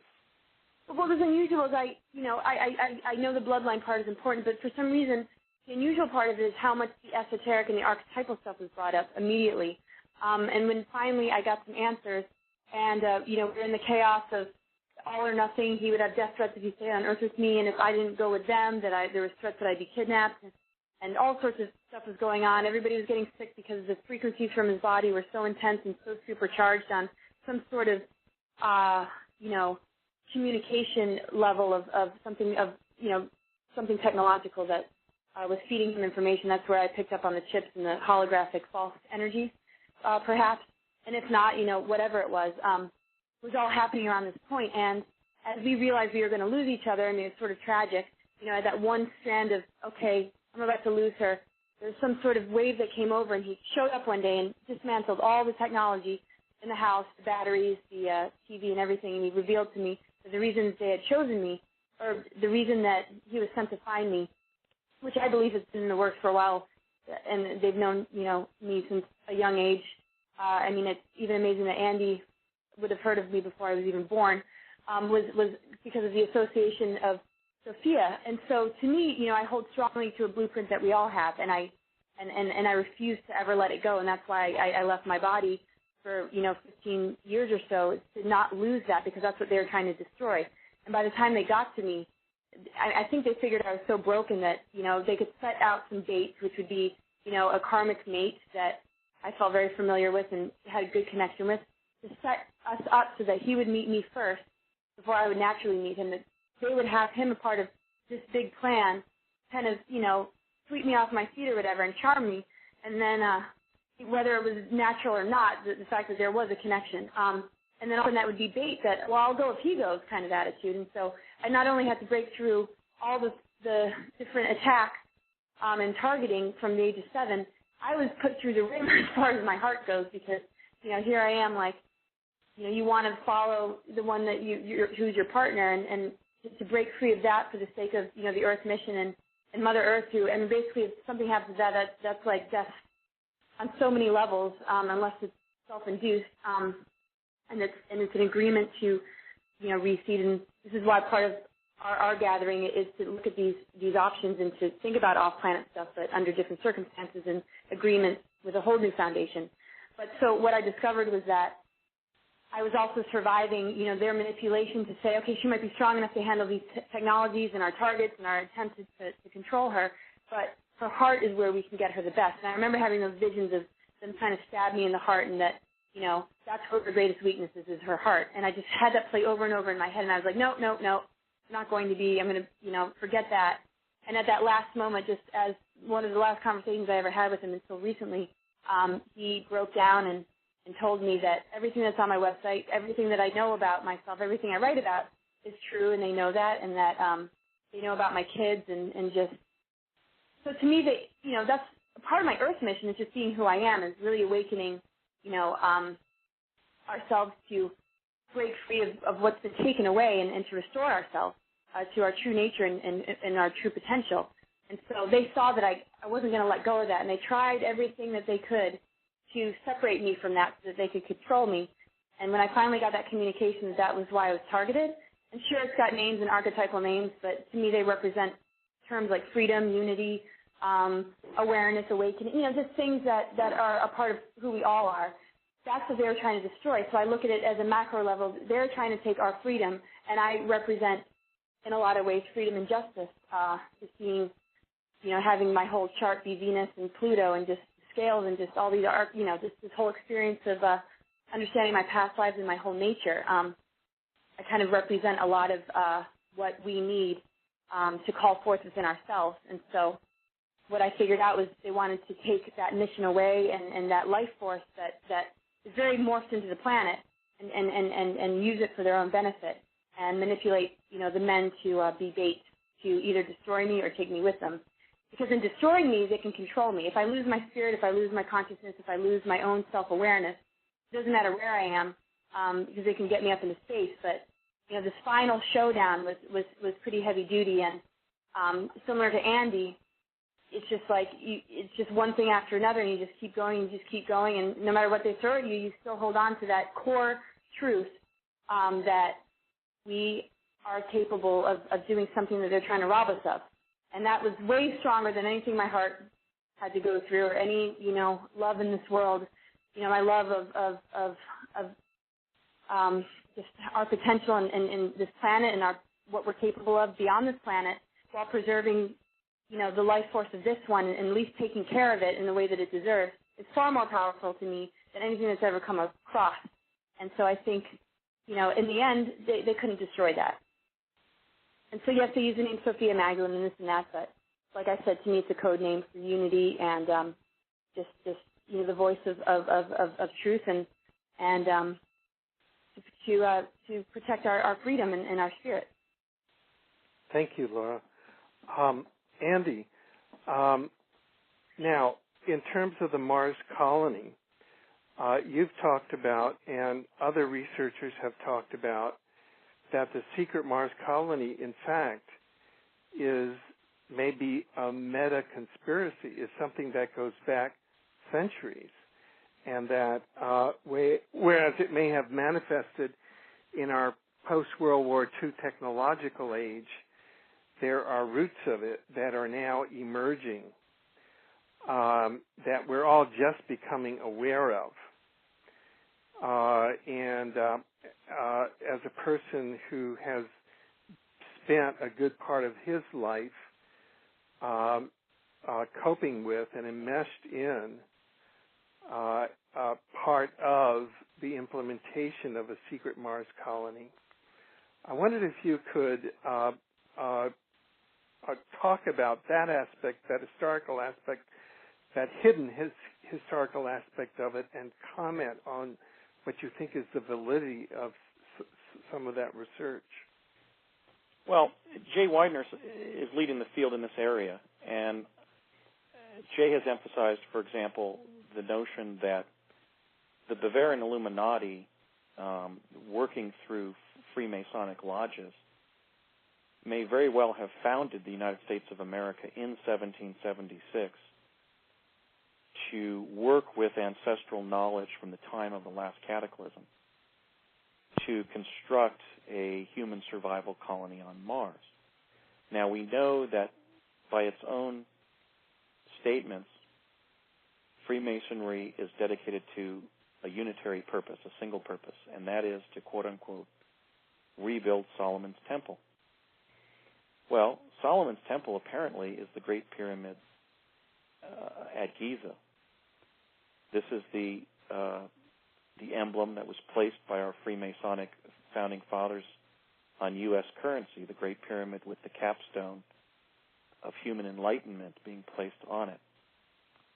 The Shriners call themselves the Ancient Arabic Order of the Egyptian Shrine.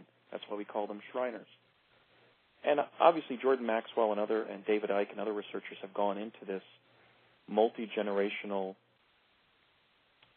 conspiracy under Freemasonry to achieve some kind of meta-purpose that relates back to the high civilization of ancient Egypt.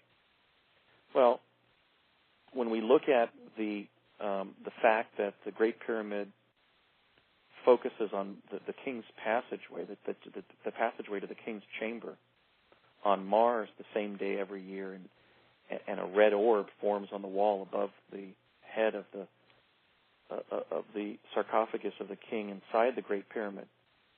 When you consider the fact that the organization that you and I, Alfred, founded, the Mars Anomaly Research Society, has found abundant evidence of the high Egyptian fingerprint on the data being derived from the surface of Mars by NASA's rovers Spirit and Opportunity, including Ross Curley's very significant finding of a carving on a rock that depicts not just the face and head and hat of an Egyptian pharaoh, but we can even see Wadjet, which is the cobra ready to strike motif, on the front of this conical hat of the head and shoulders of the Egyptian pharaoh in that particular intaglio.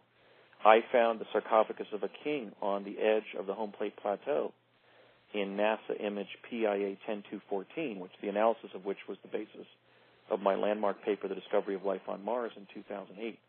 So we have also, obviously, the brilliant work done by Richard Hoagland and Mike Barra working with Carl Munk on the fact that the D&M pyramid complex, named for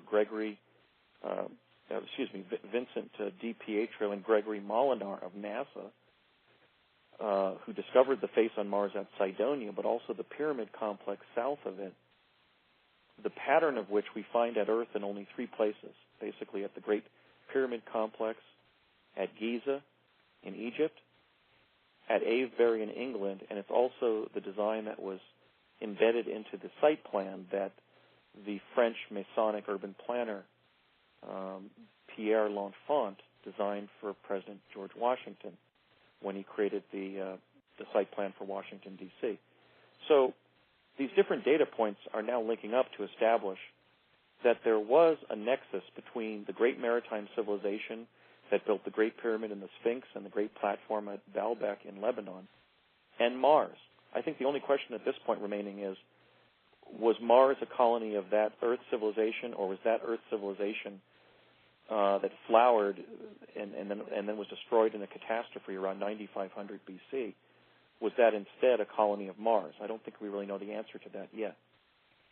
Graham Hancock has also done some brilliant writing on this subject in his book, The Mars Mystery, which shows that we need to be asking this question about the placement of a human survival colony on Mars in antiquity, or vice versa, because we may be hit in the future by the same solar system phenomenon that destroyed the last civilization on Earth. So we're faced with a meta-conspiracy. It seems to have carried forward as a result of Masonic influence in government and in the professions, including engineering, architecture, structural engineering, and so forth. We have some telling facts from the occult literature that we're now beginning to synthesize into the overall explanation of what's been going on. For example, there was always a mystery as to why Skull and Bones, the secret honor society at your alma mater, Alfred, Yale University, placed the number 322 on its insignia. And why would it raise a cadre of young people to grow up and provide common aid and financing to each other, even agreeing to commit political assassinations and sponsor wars and narcotics trafficking to maintain some overarching project of great significance? Well, Jay Widener has now given us the explanation that 322 on the Skull and Bones insignia refers to March 22nd, the day that the zodiac enters Aries, or Mars. He states that the Aryan blood groups, which were identified by the great American legislator and paranormal researcher Ignatius Donnelly in his book Atlantis, the Antediluvian World, are the Celtic, Germanic, Slavic, Greek, Italic, Persian, and Indian blood groups. That Aryan doesn't refer to people with blonde hair and blue eyes, like some Swedes, but in fact refers to the Indic-European blood groups that have a substrate of Martian genetic lineage from when the Martians returned to Earth after that cataclysm. Such individuals would have larger noses to both filter a dusty atmosphere and to warm air in a cold atmosphere in order to survive. We have the coloration of the Indic-European peoples, such as the red-haired, green-eyed phenotype that would be perfectly adapted to the surface of Mars with its rusty red soil and primary vegetation. So what's fascinating about the time we're living in is these disparate data points are starting to converge, and we're starting to see that there has been a meta-conspiracy to place a human survival colony on Mars. In other words, the Masonic goal of rebuilding Solomon's Temple was rebuilding a command and control center to place the human presence back on Mars. Well, when NASA achieved, for example, the lunar landing, and we made our first step onto another celestial body during this epoch, during this second civilization to flourish on Earth, we found that it was done with the involvement of two Freemasons named Neil Armstrong and Edwin Buzz Aldrin, and that in fact Buzz Aldrin was a more highly ranked Freemason, and he was supposed to step out on the surface of the moon first, when Neil Armstrong took the initiative as the captain of the ship and stepped out first.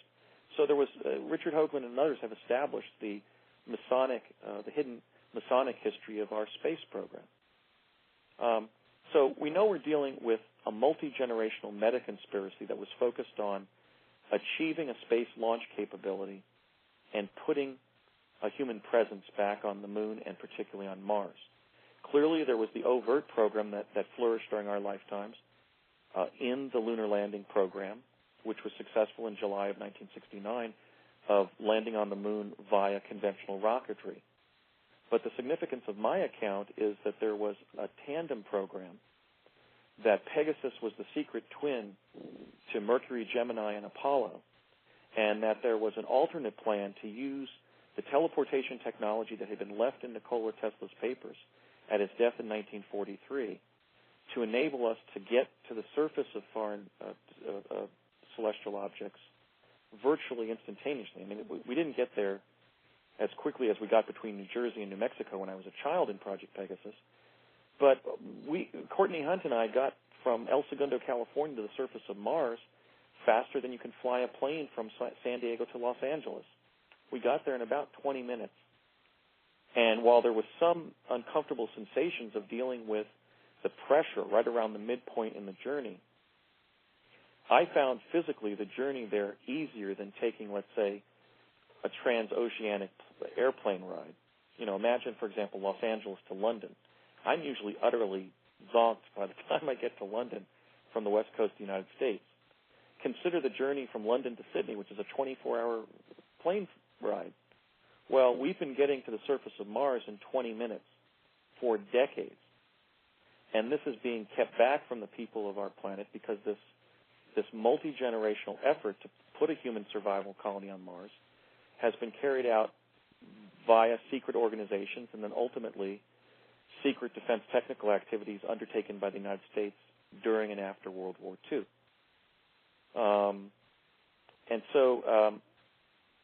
I think ultimately, though, the revelation of the cover-up will enable us to reconsider the entire project and start asking the important questions about how such a colony should be constituted.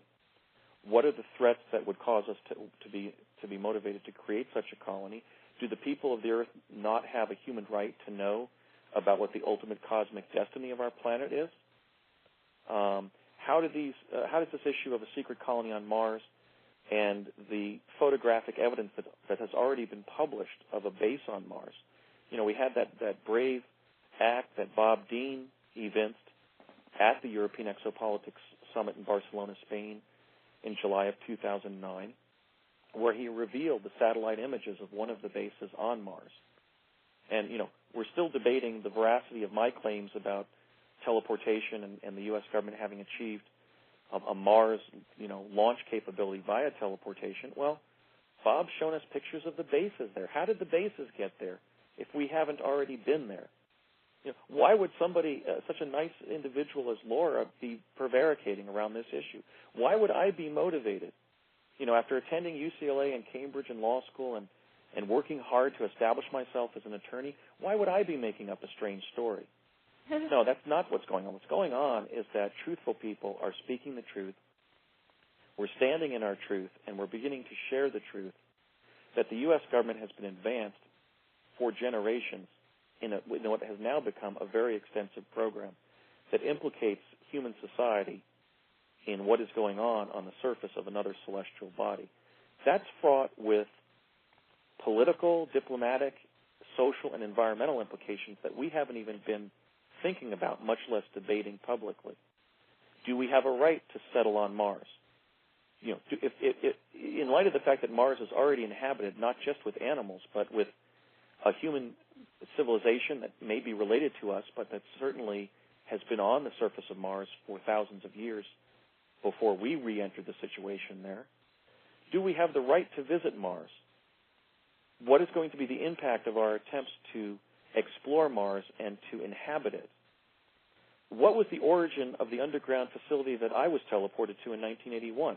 Was it an abandoned Martian humanoid underground base? Was it lent to us by the Martians? Was it being co-administered by a Martian and human government? Or did we build it as colonists, and were we defending it in opposition to the indigenous humanoid civilization on Mars? I know from my personal experiences with my father, him being a distinguished aerospace engineer and we working together inside of Pegasus, that the Martians that resemble us were in common cause with our aerospace community in 1970, because my father and I had a brief encounter with several of them. I had a brief encounter, but my father had more of an extensive interaction with 3 Martian humanoids that were visiting Curtiss Wright on a technical liaison mission. And I had the privilege of meeting those three gentlemen from Mars as they were leaving Curtiss-Wright to return to Mars. So there are just a host of facts here that need to be explained. They need to be correlated. Those of us who have information are going to stand in our truth, and we're not going to be intimidated. We're not going to worry about the pattern of vilification of us and the manipulation of incorrect facts and incomplete facts in trying to discredit us. And as you know, Alfred, I have even more information to share with the public about Pegasus. I'm going to be naming the names of the scientists involved and where they were working and what technologies they were working on. And I'm sure if Laura and Arthur Neumann and myself and Michael Ralph, four individuals who don't even know each other, didn't know each other until our work around Mars began, that more individuals are going to come forward and acknowledge the secret human presence on Mars so that its implications can at least be considered by the human population on Earth. Can I jump in real quick? Sure. Just split something up really important. I mean, I realize, things got out of control. There was this, so the treaty with Eisenhower about the alien race dying out. Why would the alien race die out? What race are we talking about here?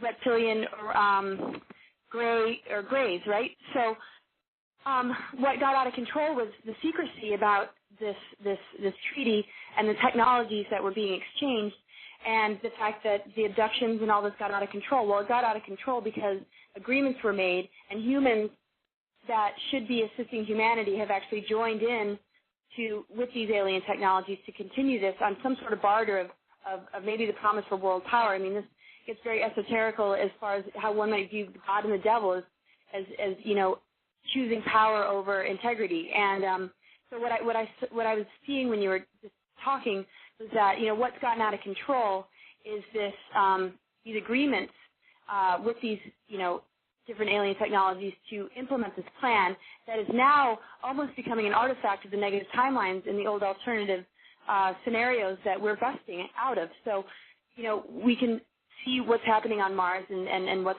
taken place in our world up to this point, but those things took place before you and I were born. Some of it, and some has been just in your awareness what you were communicated as a child. But now here we are now. Project Looking Glass can't see past 2012, and this is what I was telling you guys before. When I was in Mexico and I was a teenager, I remember sitting by the Aztec calendar and all the Mayan stuff, and the tour guide was saying, after the fifth sun, there's no real prediction of what's going to happen, and that was the 2012 date. So I took it upon me at that point, kind of knowing that I'd been targeted and having a deep sense of what I was up against, and intuitively just knowing that, really having a clear sense to what I can articulate now I knew back then.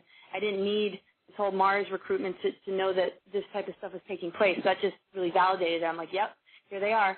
But anyway, so I was clued into, on a creative level, really being able to bust out of all those old agendas that are very stale now. They're still there and they still cause us concern. But in my view, at this point, it being 2010, the year 2000 was considered an important juncture for a catastrophe in this and that, and that's why the other alternatives were even created. So we bypassed.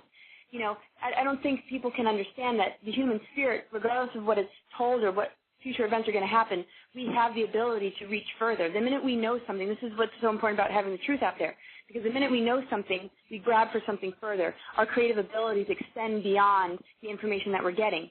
So you could say this is going to happen, but then all of a sudden the mind reaches, it tears down, it has the capability of tearing down a timeline or a scenario and getting over it and almost going through a life and death to get to the next level, which is sort of what my path has been about, almost defying death, being able to die so many times so that I could live out the potential of one timeline and actually die off with it and be able to birth myself again to kind of resurrect a whole new scenario that has a chain link to all these different Venus transits.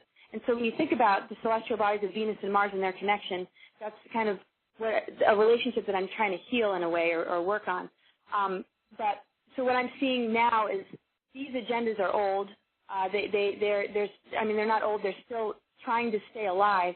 But when things got out of control and humans and aliens started to play this abduction game and this research about it.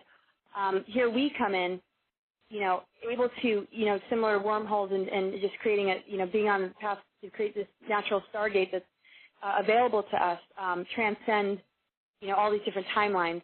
So what we're dealing with is a restatement of the powers. The powers that have been running everything are now losing their power to people like us, who are those that are empowering everybody through speaking the truth. And that force in itself is wiping out a small portion of the population that's been running the show in a negative way. And so what I'm seeing is these timelines are dissolving. All what we've become used to is dissolving, where all, like you and I and Alfred and others who have survived, being quiet and being threatened and being destroyed, the fact that we've survived it is what has trumped it all and caused the complete and total breakdown of all these other possible scenarios. So now we have to take the reins and reinvent the resources that we have and the knowledge that we have, a whole new game plan. And I know I'm being redundant about empowering Alternative 4, but I see it in a whole new light after seeing you talk of what is the real deal here. Something got out of control, and the fear was in 2000 we wouldn't have a chance. So it was okay to use mind control technologies because humanity wouldn't be able to handle it anyway, so might as well control them because they're not going to want to listen. But I feel like what we've survived has torn a whole new dimension that was always there but completely blocked and veiled. And that's, when you read about myths, they always talk about veils. And I always knew as a kid, I'm busting through veils, I'm lifting veils, I'm busting through timelines. Those are concepts I was always just playing in my head. And so now that we've made it to the other end, I think it's time to just empower the dismantling of all this and really, coming up with a whole new game plan and a whole new foundation that we're the new pioneers and not necessarily the leaders, but the guides to this new shift and this, not new shift, but the true destiny that we're all about. So I don't know if I got way off track, but it all dawned on me that, what it's really come down to is this out-of-control abduction thing and this manipulation and cruelty of how people are tortured and human mutilation and cattle mutilation. And that's such a huge dilemma of how these grazing reptilians have gotten out of control. Enough people are supplying them power to keep their race alive. And the only reason they ever wanted their race to stay alive is so that they could, breed like parasites. I mean, they're more a germ than anything else. So what we're dealing with is kind of, as an earth body organism, almost like curing ourselves of a disease. And we have the wisdom and capability in our own natures to know how to do that.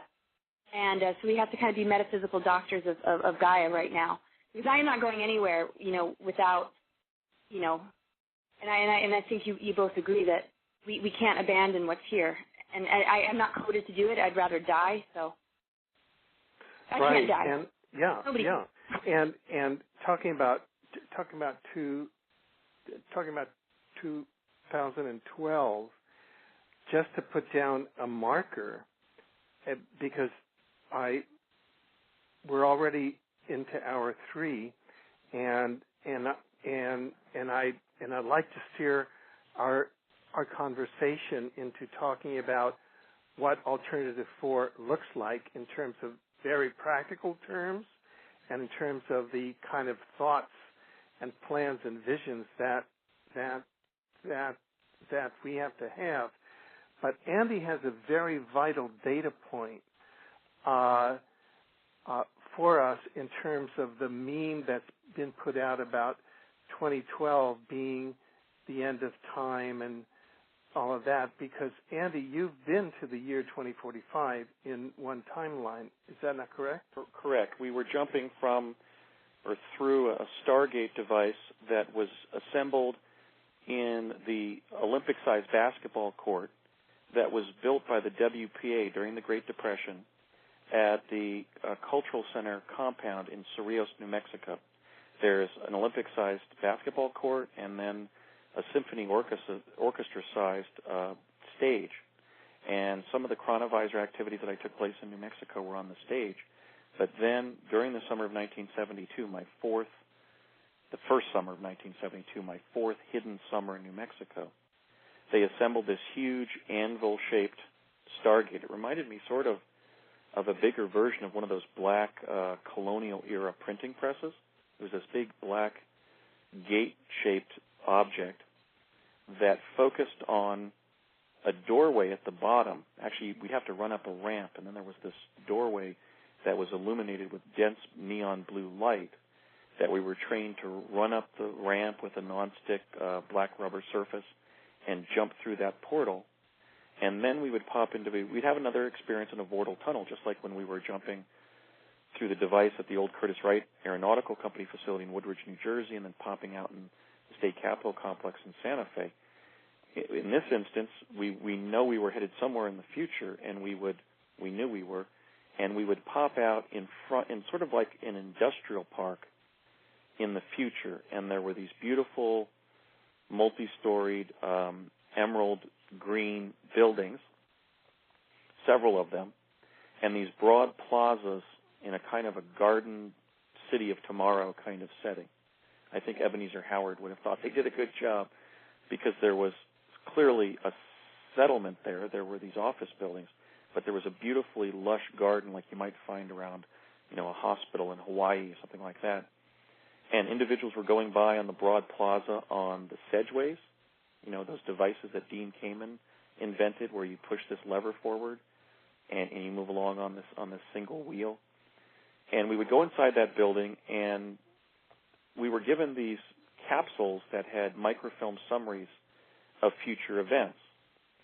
And I know that we have continuity to 2045 because in one of those visits, when I was there to pick up one of the data scrolls and bring it back, two young women working at that facility walked through the lobby and pointed to me as I was coming inside the lobby, going, "Oh, that's Andy. That one must be Andy. Yes, that's Andy," as if they knew me in the future from the historical accounts, I guess, about my telling of Project Pegasus, presumably in my book.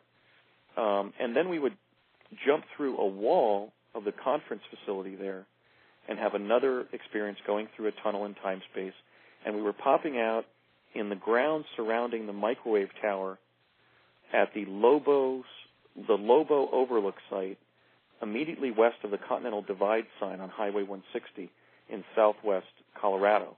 And from there we would be bussed back to Santa Fe and Albuquerque and the other cities in New Mexico where we were staying during those summers.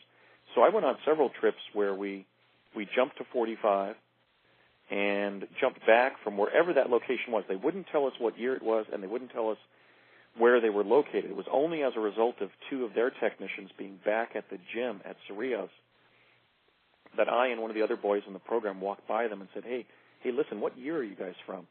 And they didn't realize that we hadn't been told, or we weren't supposed to be told what year they were in. And they said, you don't know? We're from 2045. And then they went about continuing to work on the Stargate device. Some kind of component had to be replaced.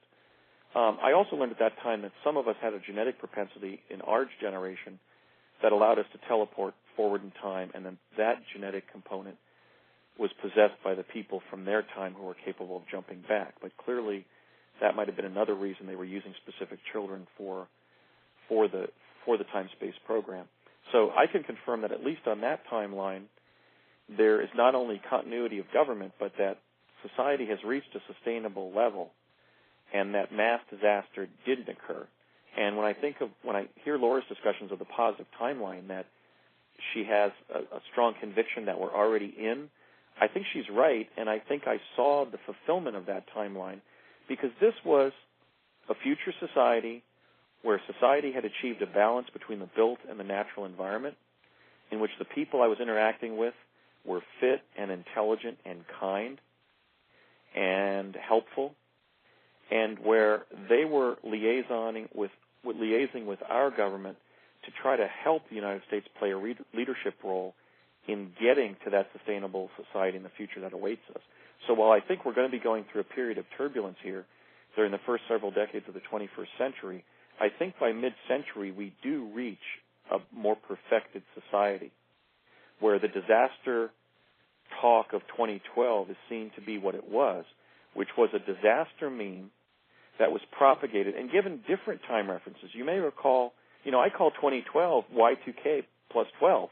I mean, similar accounts of mass disaster were being talked about for 1997, for the year 2000, and then for 2012, even though it was really an archaeological artifact from the Mayan civilization in which the end of time may have meant something entirely differently. different than mass disaster involving the destruction of planet Earth. I think those memes have been part of the multi-generational psyop that has been used to prepare people for the Mars colony. If, for example, you can tell somebody, you're special, we want to save you, your genetic pattern, and have it present in the human race in the future, and it's in your interest to leave the planet now because the planet's going to be destroyed or the planet's going to be impacted by something terrible, that can be a means to get somebody over their natural aversion to leaving Mother Earth and take up habitation on another planet that is far less fertile and beautiful and wonderful than this planet. If people could sit down with me for several hours and have me go through my Mars findings and show the life forms that exist there and the sparse environment that they're desperately coping with, I think they'd have a greater appreciation for what we have here on this beautiful planet and be more dedicated to trying to preserve it. But we do preserve it. We're part of it. We have to build structures to protect us from the elements, but we arrive at a more sustainable society. So, for example, when I visited 2445, there were no automobiles, and hence no automobile pollution, accidents, stress, noise, fatigue. I didn't see any airplanes in the sky because most of the intermediate and long-distance travel was being performed via teleportation. The Sedgeway and bicycles were being used, for example, by people moving between buildings in the same complex. So I think a wonderful future awaits us in the 21st century, and that part of this is overcoming these fear scenarios that were propagated to cause people to become selfish and obsessed with the techniques of getting off planet or of improving their material position on the surface of this planet, when other natural life forms don't do that. Animals don't hoard more than they need regularly. They don't live in 5,000 square foot mansions when they can survive in a 500 square foot apartment or a 1,000 square foot house. And so I'm fairly convinced that Mars experiencers like Laura and myself and Michael Relf and Arthur Neumann were part of an effort where they were testing different ploys, different scenarios to entrain people to be willing to relocate to Mars. I mean, I think I was the individual who was trained from childhood and then approached in late adolescence and just sort of casually taken up there. I think with Laura, they used a more deeply embedded mythological framework to ensnare her in going against her nature and her intuition and go up there, even though she knew on a soul level that her destiny is here on this planet. I think Michael was involved, obviously, in the age progression and regression technology that I had that one singular experience with as a kid on Pegasus. And I think Arthur Neumann is the mid-career professional who was sent up there, I guess in a similar way that VIPs are taking junkets up there via teleportation and staying in some of those sort of high-tech, state-of-the-art subterranean hotel and conference center-like facilities that we've heard accounts are up there. I even had a call from a Montauk researcher from Kansas after I appeared on Coast to Coast AM on November 11th of last year, who claimed that his research revealed that cattle barons from Earth have already placed cattle. They're already raising cattle on Mars, which would make sense to involve ruminants to chew grasses and to fertilize soil and kind of enrich the biosphere up there. But the funny thing about that is I said, did you realize that in my paper, The Discovery of Life on Mars, I showed this black steer standing on a hillside? And he goes, no, I didn't realize you had any pictures of cows in your paper or your work.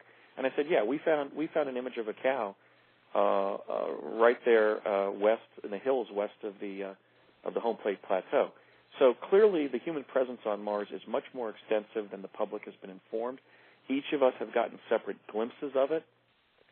But I think what we're going to see in the next 10 years is really a complete rollout of Marsgate, and the deception and the sequestration of this knowledge is going to come crashing down, and then the human race will have at its disposal the opportunity to decide whether to continue to emphasize on these expensive trillion-dollar space projects, these secret defense projects, coming from a place of fear, or more public and open programs of direct investment in public problems on Earth, like hunger and homelessness and poverty and disease and ignorance, and the things that President Kennedy challenged us to fight against and to create a better world as an alternative to.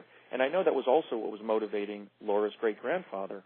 You may recall that when President Eisenhower issued his warning about the military-industrial complex, it wasn't just from the perspective of power. It was because of his concern that the influence of the military-industrial complex would have an untoward effect in the councils of government and would drive the American government away from what it should be focusing on, which were the very things that President Kennedy then challenged us to focus on, like hunger, like disease, like war and poverty and ignorance itself.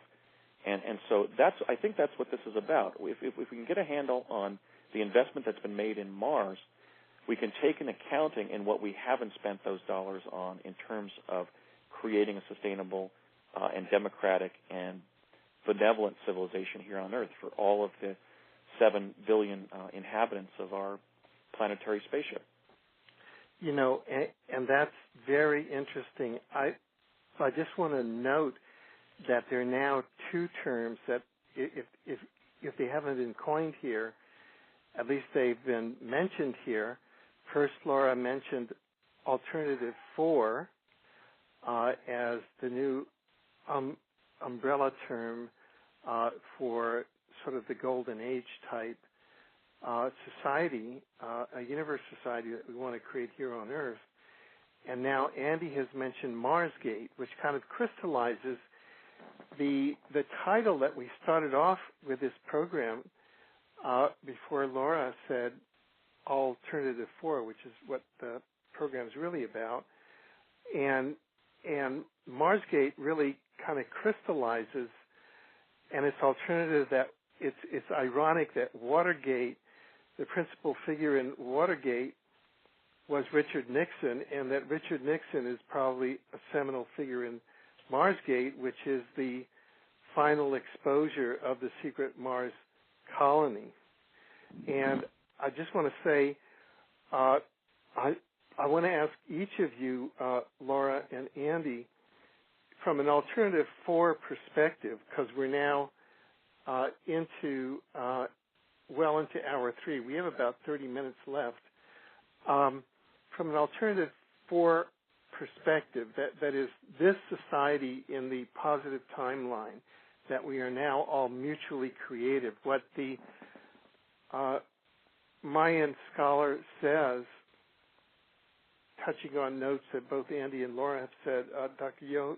Carl Johan Kalaman says, it's not catastrophe, it's just new consciousness, that we're not bound by constrictions on consciousness that the universal axis and the galactic axis through the galactic center black hole have been sending out, but now in a post 2012, really in a post 2011 framework, we create the reality. So I'd like to ask, first starting with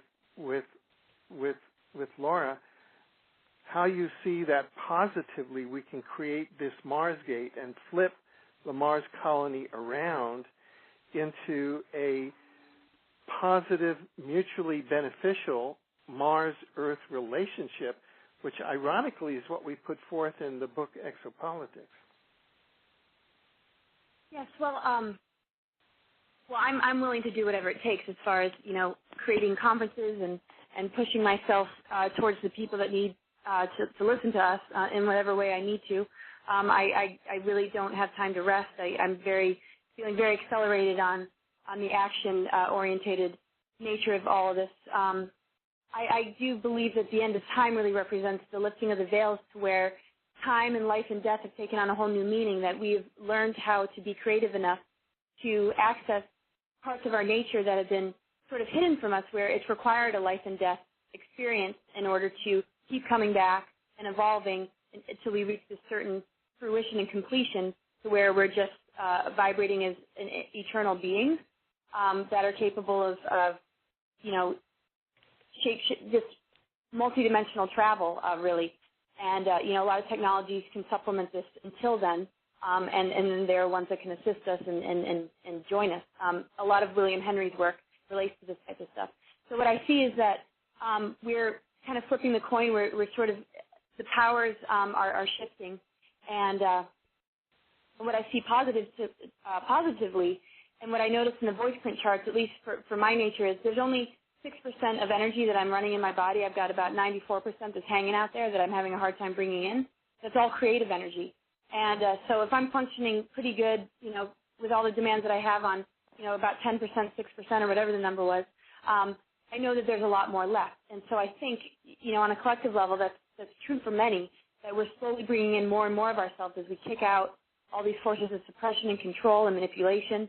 I think there needs to be an active plan to really look at HAARP and what these man-made cataclysms are about, because any natural cataclysm is just a result of us being so unable to go through the necessary shifts inside the planet that we're connected to is going to create those disasters as the shifts, for us, because we don't really ever die. We're going to end up someplace else once our physical bodies are gone. But what I'm trying to preserve is, and what I'm trying to keep alive is consciousness. Once we lose consciousness and something's controlling us, then we're in trouble, whether we lose our body or not.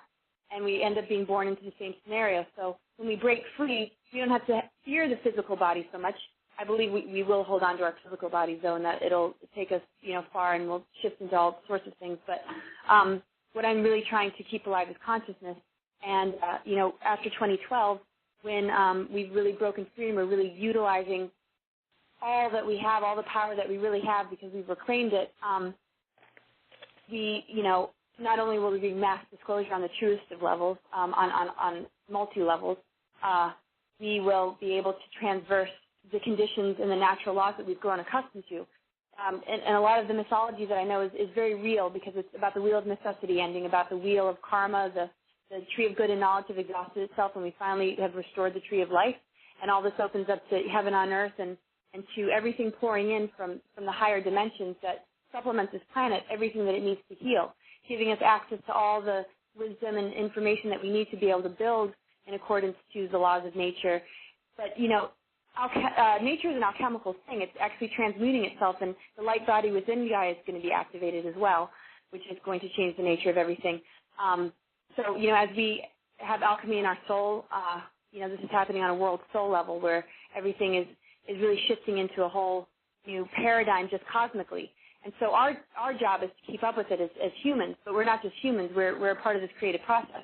And what these forces and negative agendas have convinced us of is that we're powerless and we're just humans and, we're out of control and the earth is just going to do this or that to us and we have no choice, we have to leave, instead of allowing us to see that we're co-creators and that we're actually, extensions of nature and earth, and that we are doing this with those forces. So we have to differentiate what is trying to get in the way of that and what we need to do to empower, the real forces that are ours, that have been taken away in a sense. And, and that's going to happen when we're loud and putting on, talking as much as possible and strategizing, on a regular basis, with a list of things that need to be tackled one after the other. And that's what I see. But on the metaphysical, on all these other dimensional levels, I see even more. And I'm not going to continue, but just a little glimpse of, things like that. There's the core. There's a sun in the middle of the planet, just like the sun in the sky. It's the core.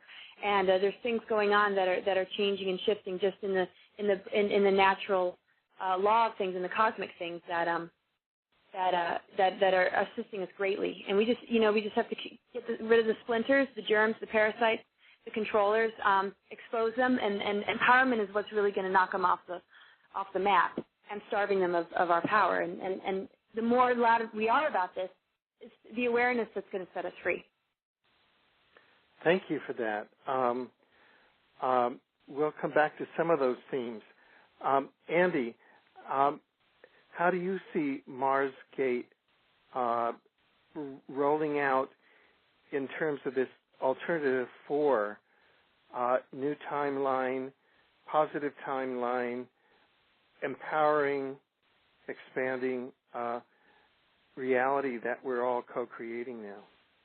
Well, I would just like to share my experience over the last several years of dealing with the data of life on Mars and then the political and social struggle to have my findings accepted by human society, which really hasn't been a struggle on my part, but it's just something that I've let happen as a result of releasing my data to the public and letting the public come to its own understanding of the fact that Mars is indeed an inhabited planet, and hence a major part of Marsgate is that we really have to have an intelligent exopolitical debate internationally about how to interact with and interface with an entirely different planet and civilization, with the ecology of it, with any governmental authorities that are present there, and clearly with our humanoid relatives that have been occupying Mars for much longer than we would seek to.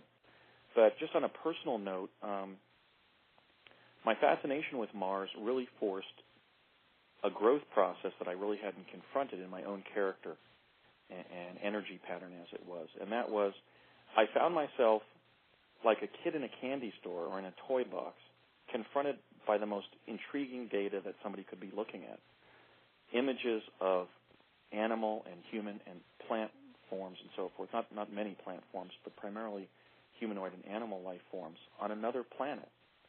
And, I had many discussions with you and our colleagues Ross Curley and Louis Michael Reinhardt and our different international correspondents around the world, Paul Goodwin in Great Britain, Greg W. Brown in Australia, and others, about how privileged we felt to be in possession of some of the first sets of human eyes to look on these natural treasures that have evolved as a result of life's yearning for itself, as Khalil Gibran framed it, on another planet. And there were times when I was almost reduced to tears, quite frankly, about the opportunity to be in a generation where not only is this information coming to light, but that I was blessed by my Creator with the privilege to be deeply engaged in the information as it was emerging. Now, the cosmological paradox was at the very time that I was immersed in something that, Alfred Einstein described as the cosmic religious sensibility, the sense of your... Oh, thank you for mixing my name in with the archetype inventor genius. Oh, well, you've been. Because you said Alfred Einstein. Oh, did I say Alfred Einstein? I meant Albert Einstein. Yeah. Sorry. No, that was a Freudian slip. Sorry. Yeah. But no, at the very time that I found myself deeply immersed in what Albert Einstein described as the cosmic religious sense, where you feel like you're actually directly engaged in the creation itself, and you're kind of in this altered state of consciousness, kind of this creative fugue state that results from being deeply engrossed in scientific or artistic creativity, which for me was analyzing the photographs and writing papers about them, which I've been doing for several years now, and also, consulting with others. I was being called the worst possible things on the first truly international communications medium to emerge on planet Earth, which is the World Wide Web. For me, the biggest joke was being called a paid government disinformant, when in fact the sad reality of my situation is that I'm an unpaid anti-government informant. I mean, I've been down to the food in my refrigerator probably 20 times simply by becoming more engrossed in my Mars work than in gainful employment. So I learned something that was sort of inherent in human nature and in our confrontation as social organisms with the rest of society, and that is when we turn from positivity to confront negativity, we inherently lose. So for me, it was an example. I had that fewer seconds to write up my Mars papers. If I had to write some snappy response to Dr. Michael Salla or Steve Bassett or Daniel Pinchbeck or one of my many critics on the Internet who were accusing me of all manner of things and actually engaging, I think, tacitly in a form of ethnic prejudice by not even showing any concern about properly spelling my last name, which is, of course, is one of the initial rules of fair engagement in any debate, is respecting the person you're debating with. So I found myself sort of inherently having to choose between positivity and negativity, between trying to participate in the growth of the universe to acquiescing with a struggle over its decline or its diminishment. And I arrived at a policy, and I know I haven't always defended myself as vigorously as I should, but I really ultimately think that the truth is going to emerge. So I decided instead to stand in my own truth and to tell my own story without fear or favor. Because I think, as we've learned certainly from Laura's account of her experiences, that as human beings, the power of story has a tremendous power. It may, in a sense, be the primordial power that human beings hold to cause other human beings to become entranced in a story told around the campfire. I think it's a very primordial, primal aspect of being a human being. So I think telling our stories and having the courage to tell them without fear or favor is an essential part of the digital age that we should be trying to foment and encourage. Encourage people to come forward and tell their truth to the best of their ability to tell it, which is what I've been trying to do both in terms of my Pegasus revelations and then my Mars findings.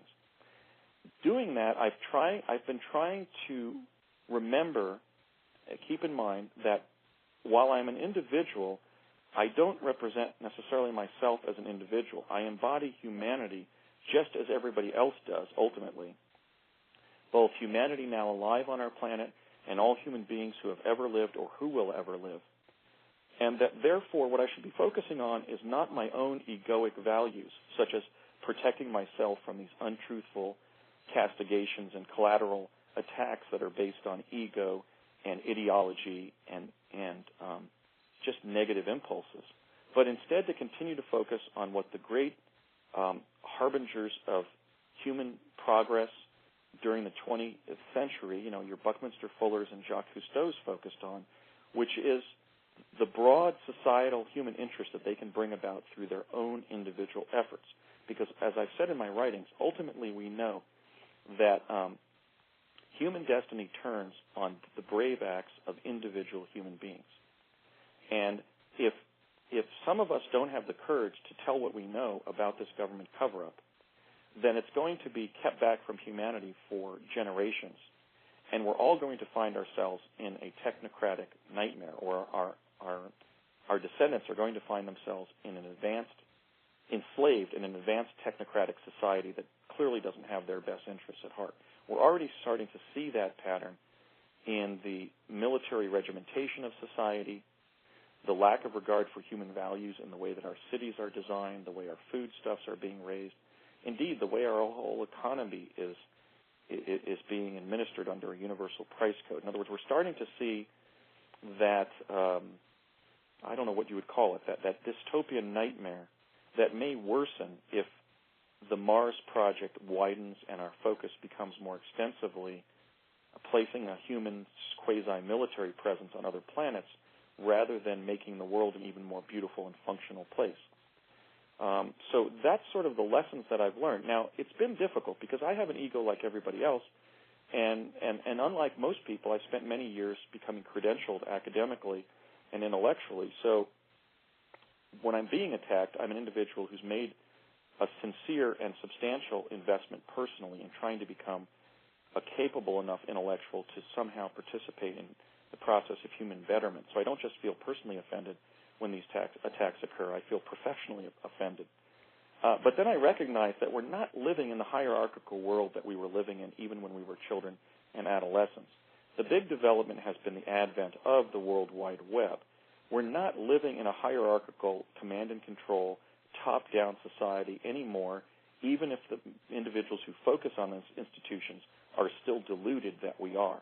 In fact, we're living in what Buckminster Fuller called an omnicentric civilization, one in which the focus is outward from every individual human being and inward into the center of their being. And so as long as the World Wide Web is protected and not brought down by some kind of tyrannical counterforce that would oppose it, this is the new infrastructure. So when I go on the Internet and I read an article by Alfred Lambermont Weber in which he's interviewed Laura Magdalene Eisenhower, and I'm finding out things that might never be published, at least initially, on the front page of the New York Times, I'm living in that omnicentric reality that Fuller predicted. And clearly the infrastructure that's supporting that orientation is the Internet. So I think to that extent, character assassination and lies and concealment of government conspiracy and so forth that causes such attacks cannot prevail. It cannot be sustained. The truth will out because the means to bring the truth to people now exists and is widely defended. And so in that kind of context where we're all basically on stage now, we all have the capacity to make history, report history, share history with others, and influence human destiny directly. I think the overarching lesson for revealing Marsgate and what it represents is the theme of positivity. We have to continue to practice the discipline of trying to be governed by our higher selves. And for me, that involves, for example, not becoming angry when I read something on the Internet and somebody's attacking me, usually curiously based on facts that aren't even accurate. In other words, I don't feel I've been attacked based on what I have said or claimed. I feel I've been attacked based on things that I never said or claimed, because the individuals engaged in the attacks don't have complete information. Just as, for that matter, I don't. I'm also recognizing that the reason to not be recriminatory and negative and go negative, the reason to try to persist with a spirit of positivity is that we are all fundamentally part of each other anyway. So, for example, an individual who would possess negative thoughts about me is part of the shadow self of myself. And an individual who would write me some of these utterly sincere and heartfelt and positive messages to me, several of which have literally caused me to start crying in gratitude for people's support for my work and the struggle that I've maintained over many years now, also causes me to recognize that just as I possess a higher part of my being, that same thing is present in other people, because, in fact, ultimately we're all part of the same superorganism of the human race. And so that's the struggle, to not turn our work in exopolitics into another political vanguard attacking others to raise an ideological advantage, but rather to try to focus on what's positive, address the negative, not necessarily hold particular people responsible for the negative, because ultimately we also encompass the negative just as we encompass the positive, but try to embody the positive and maintain a discipline of positivity. And that, I think, will become the governing ideology of the 21st century. Yeah. Andy, sorry, Laura, I didn't. What I wanted to ask you was to take that thought that Andy ended on, i.e., the relationship of alternative for the higher self and the future that we're coming into, and ask you, Laura, in a unique voice that you've started to speak in, and that is the voice with archetypes like the divine feminine, Sophia, and which are connected to your higher self, and sort of talk to us as to how you see your higher self and all of our higher selves. Now that we're beginning to understand that it is our higher selves that can create this collective reality that we coexist in, what are our new guidelines? What are we going to be doing? Right. Well, I think Andy touched upon it very nicely, and just our whole conversation has sort of led it to crystallize in this awareness is we can't make the negative go away. We can't make darkness go away, and we don't want it to. But it's the same sort of dilemma we have with technologies and all the conditions in the world. Everything that we have, we need to utilize. It's like colors on a palette. It's all a part of our artistry and the masterpiece that we're coming up with.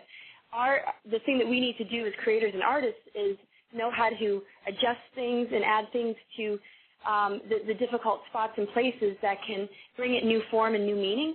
So if there's a mistake or an accident, one can be creative and say, okay, well, if you add this, it actually looks like a tree, or if you do this, you can tweak it. Or when one's feeling dark, well, that darkness isn't going to go away. Well, where does that darkness belong? That's the creativity. That's the womb. That's the place of birth. That's the soil. That's where growth can happen. And consciousness and love and wisdom is where the light is. And so because we deal with these polarities, we would like to marry them. When you marry light and dark, the light actually gets grounded and the dark becomes enlightened. And, so we have to really look at the fact that everything that is surrounding us, we can't really get rid of, but we can certainly know how to adjust it to where it's where it should be, just like, our roles in life. We each have a specific role, and the more true we are to ourselves, the more everything will fall into place, and the dots will connect. The same thing with, our attitude, our thoughts, our moods, the way we treat one another. These are crucial, to take full responsibility for how these forces work in us. We even have to take that, that darkness and through osmosis, we pick up the things that even Hitler did, and we have to take responsibility in our own beings to be able to sort out all that information and energy and perfect ourselves to the point of not perfection, but we know what belongs where. That dark force is actually much better channeled into this rather than ego and the need for power. And people have to take responsibility and look at themselves and replace, certain areas that are dark and put it into their creativity and into their depths of feeling and connection, rather than have it run through their third chakra or their ego, which wants to overpower everybody. Because these are weaknesses, these are survival techniques, these are defense mechanisms due to a lot of trauma and maybe difficult childhoods, and a lot of people are running around kind of disorganized with their energies, probably with ancestral patterns that they can't really trace or get rid of. So, everybody really just needs to take that responsibility. The archetypal part of it is when you come down to it, what's the divine blueprint? It's, male and female harmony. It's the sacred marriage, it's the sacred union. You could call it Shiva Shakti, Christ Sophia, Isis Osiris. And this is something that is naturally a harmonious connection that exists within us. On the global stage, on the world stage, there's a major sort of need to rebalance those energies and work out the archetypal dilemmas and dramas and arguments and power struggles and sort of stop, with the wars and look at each other and have that compassion that you have for a family member, be able to, kind of drop it, move on and let go and just forgive and just say, okay, hey, these are all parts, this is exactly what Andy was saying, and I write about this a lot.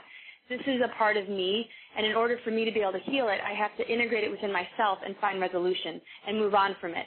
And know where to put it so that's a force of change and regeneration where the darkness does well, rather than the darkness, controlling our actions, which can lead to more destruction.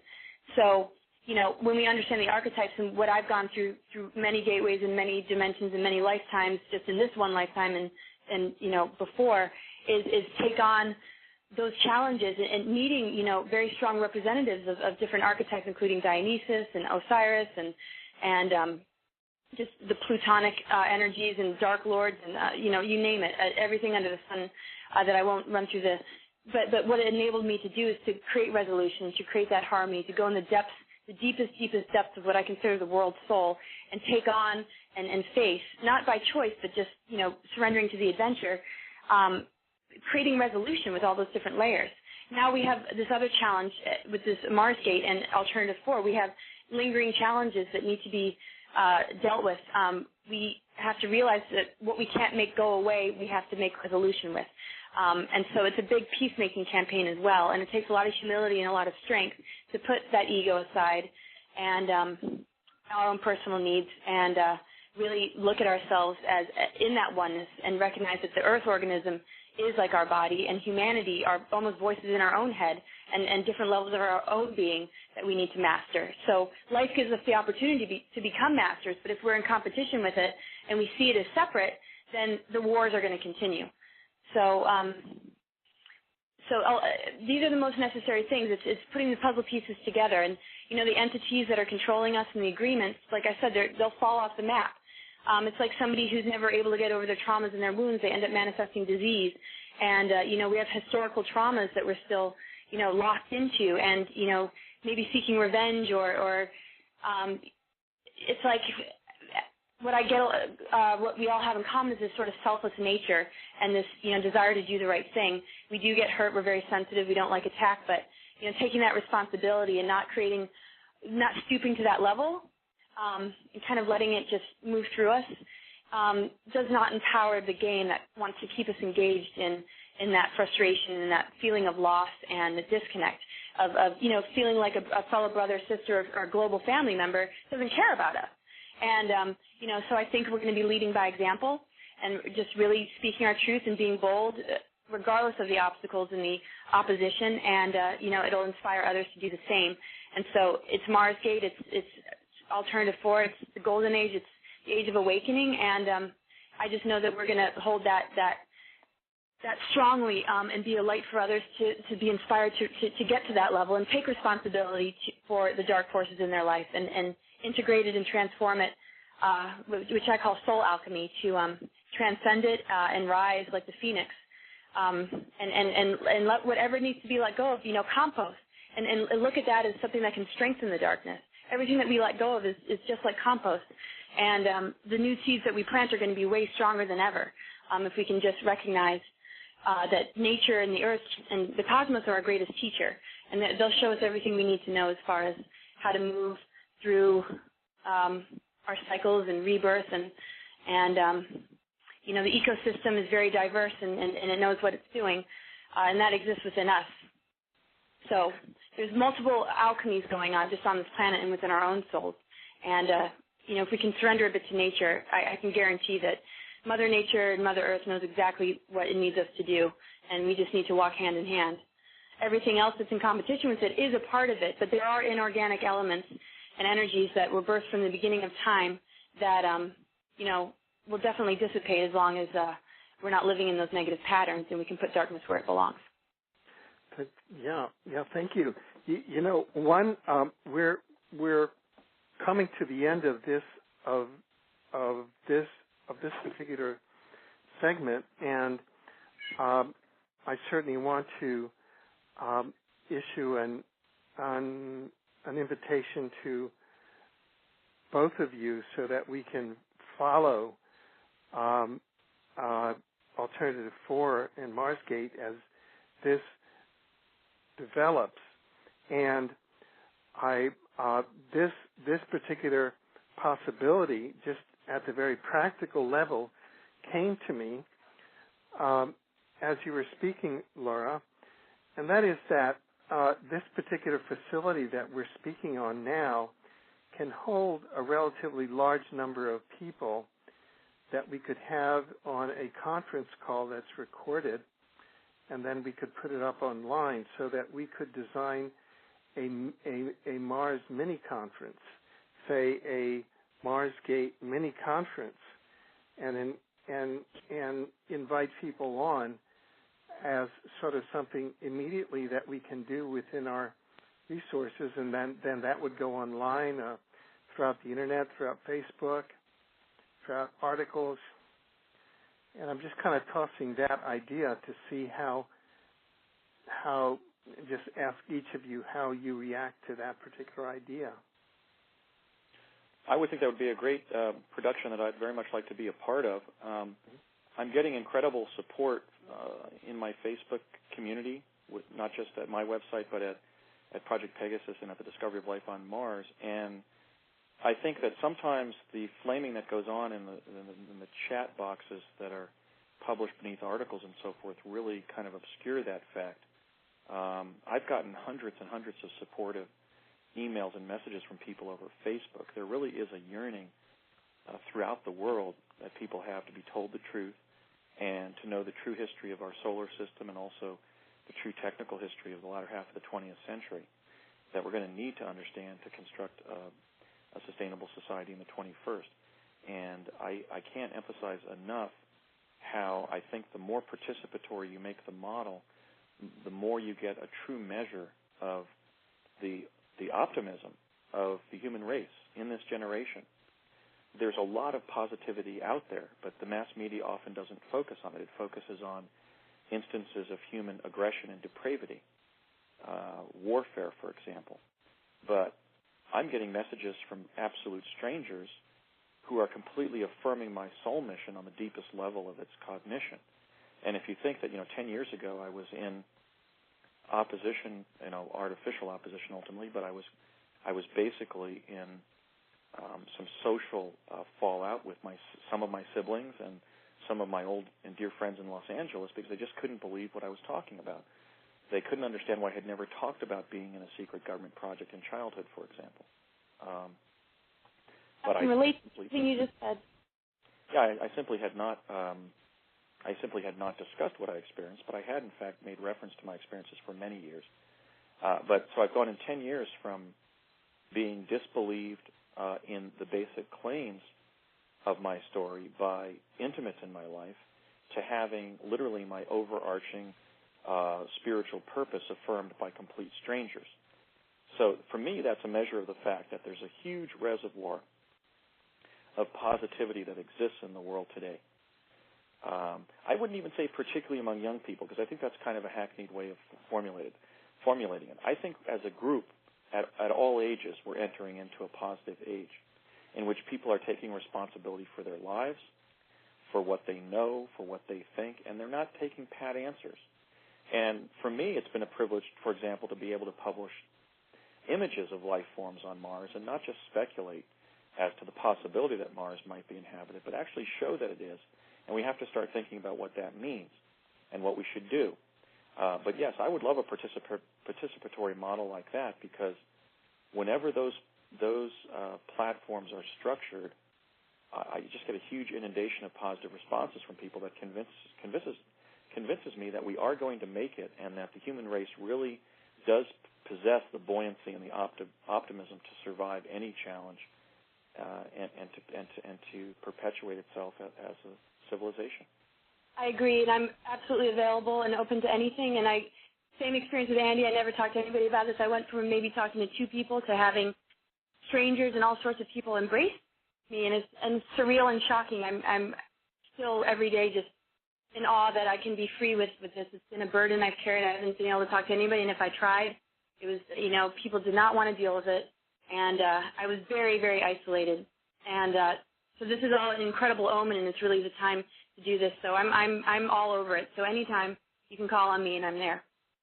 Great, and just to note, it's very interesting that Andy says 10 years, because the exact same thing that Laura, you say, and that Andy, you say happened to you, happened to me.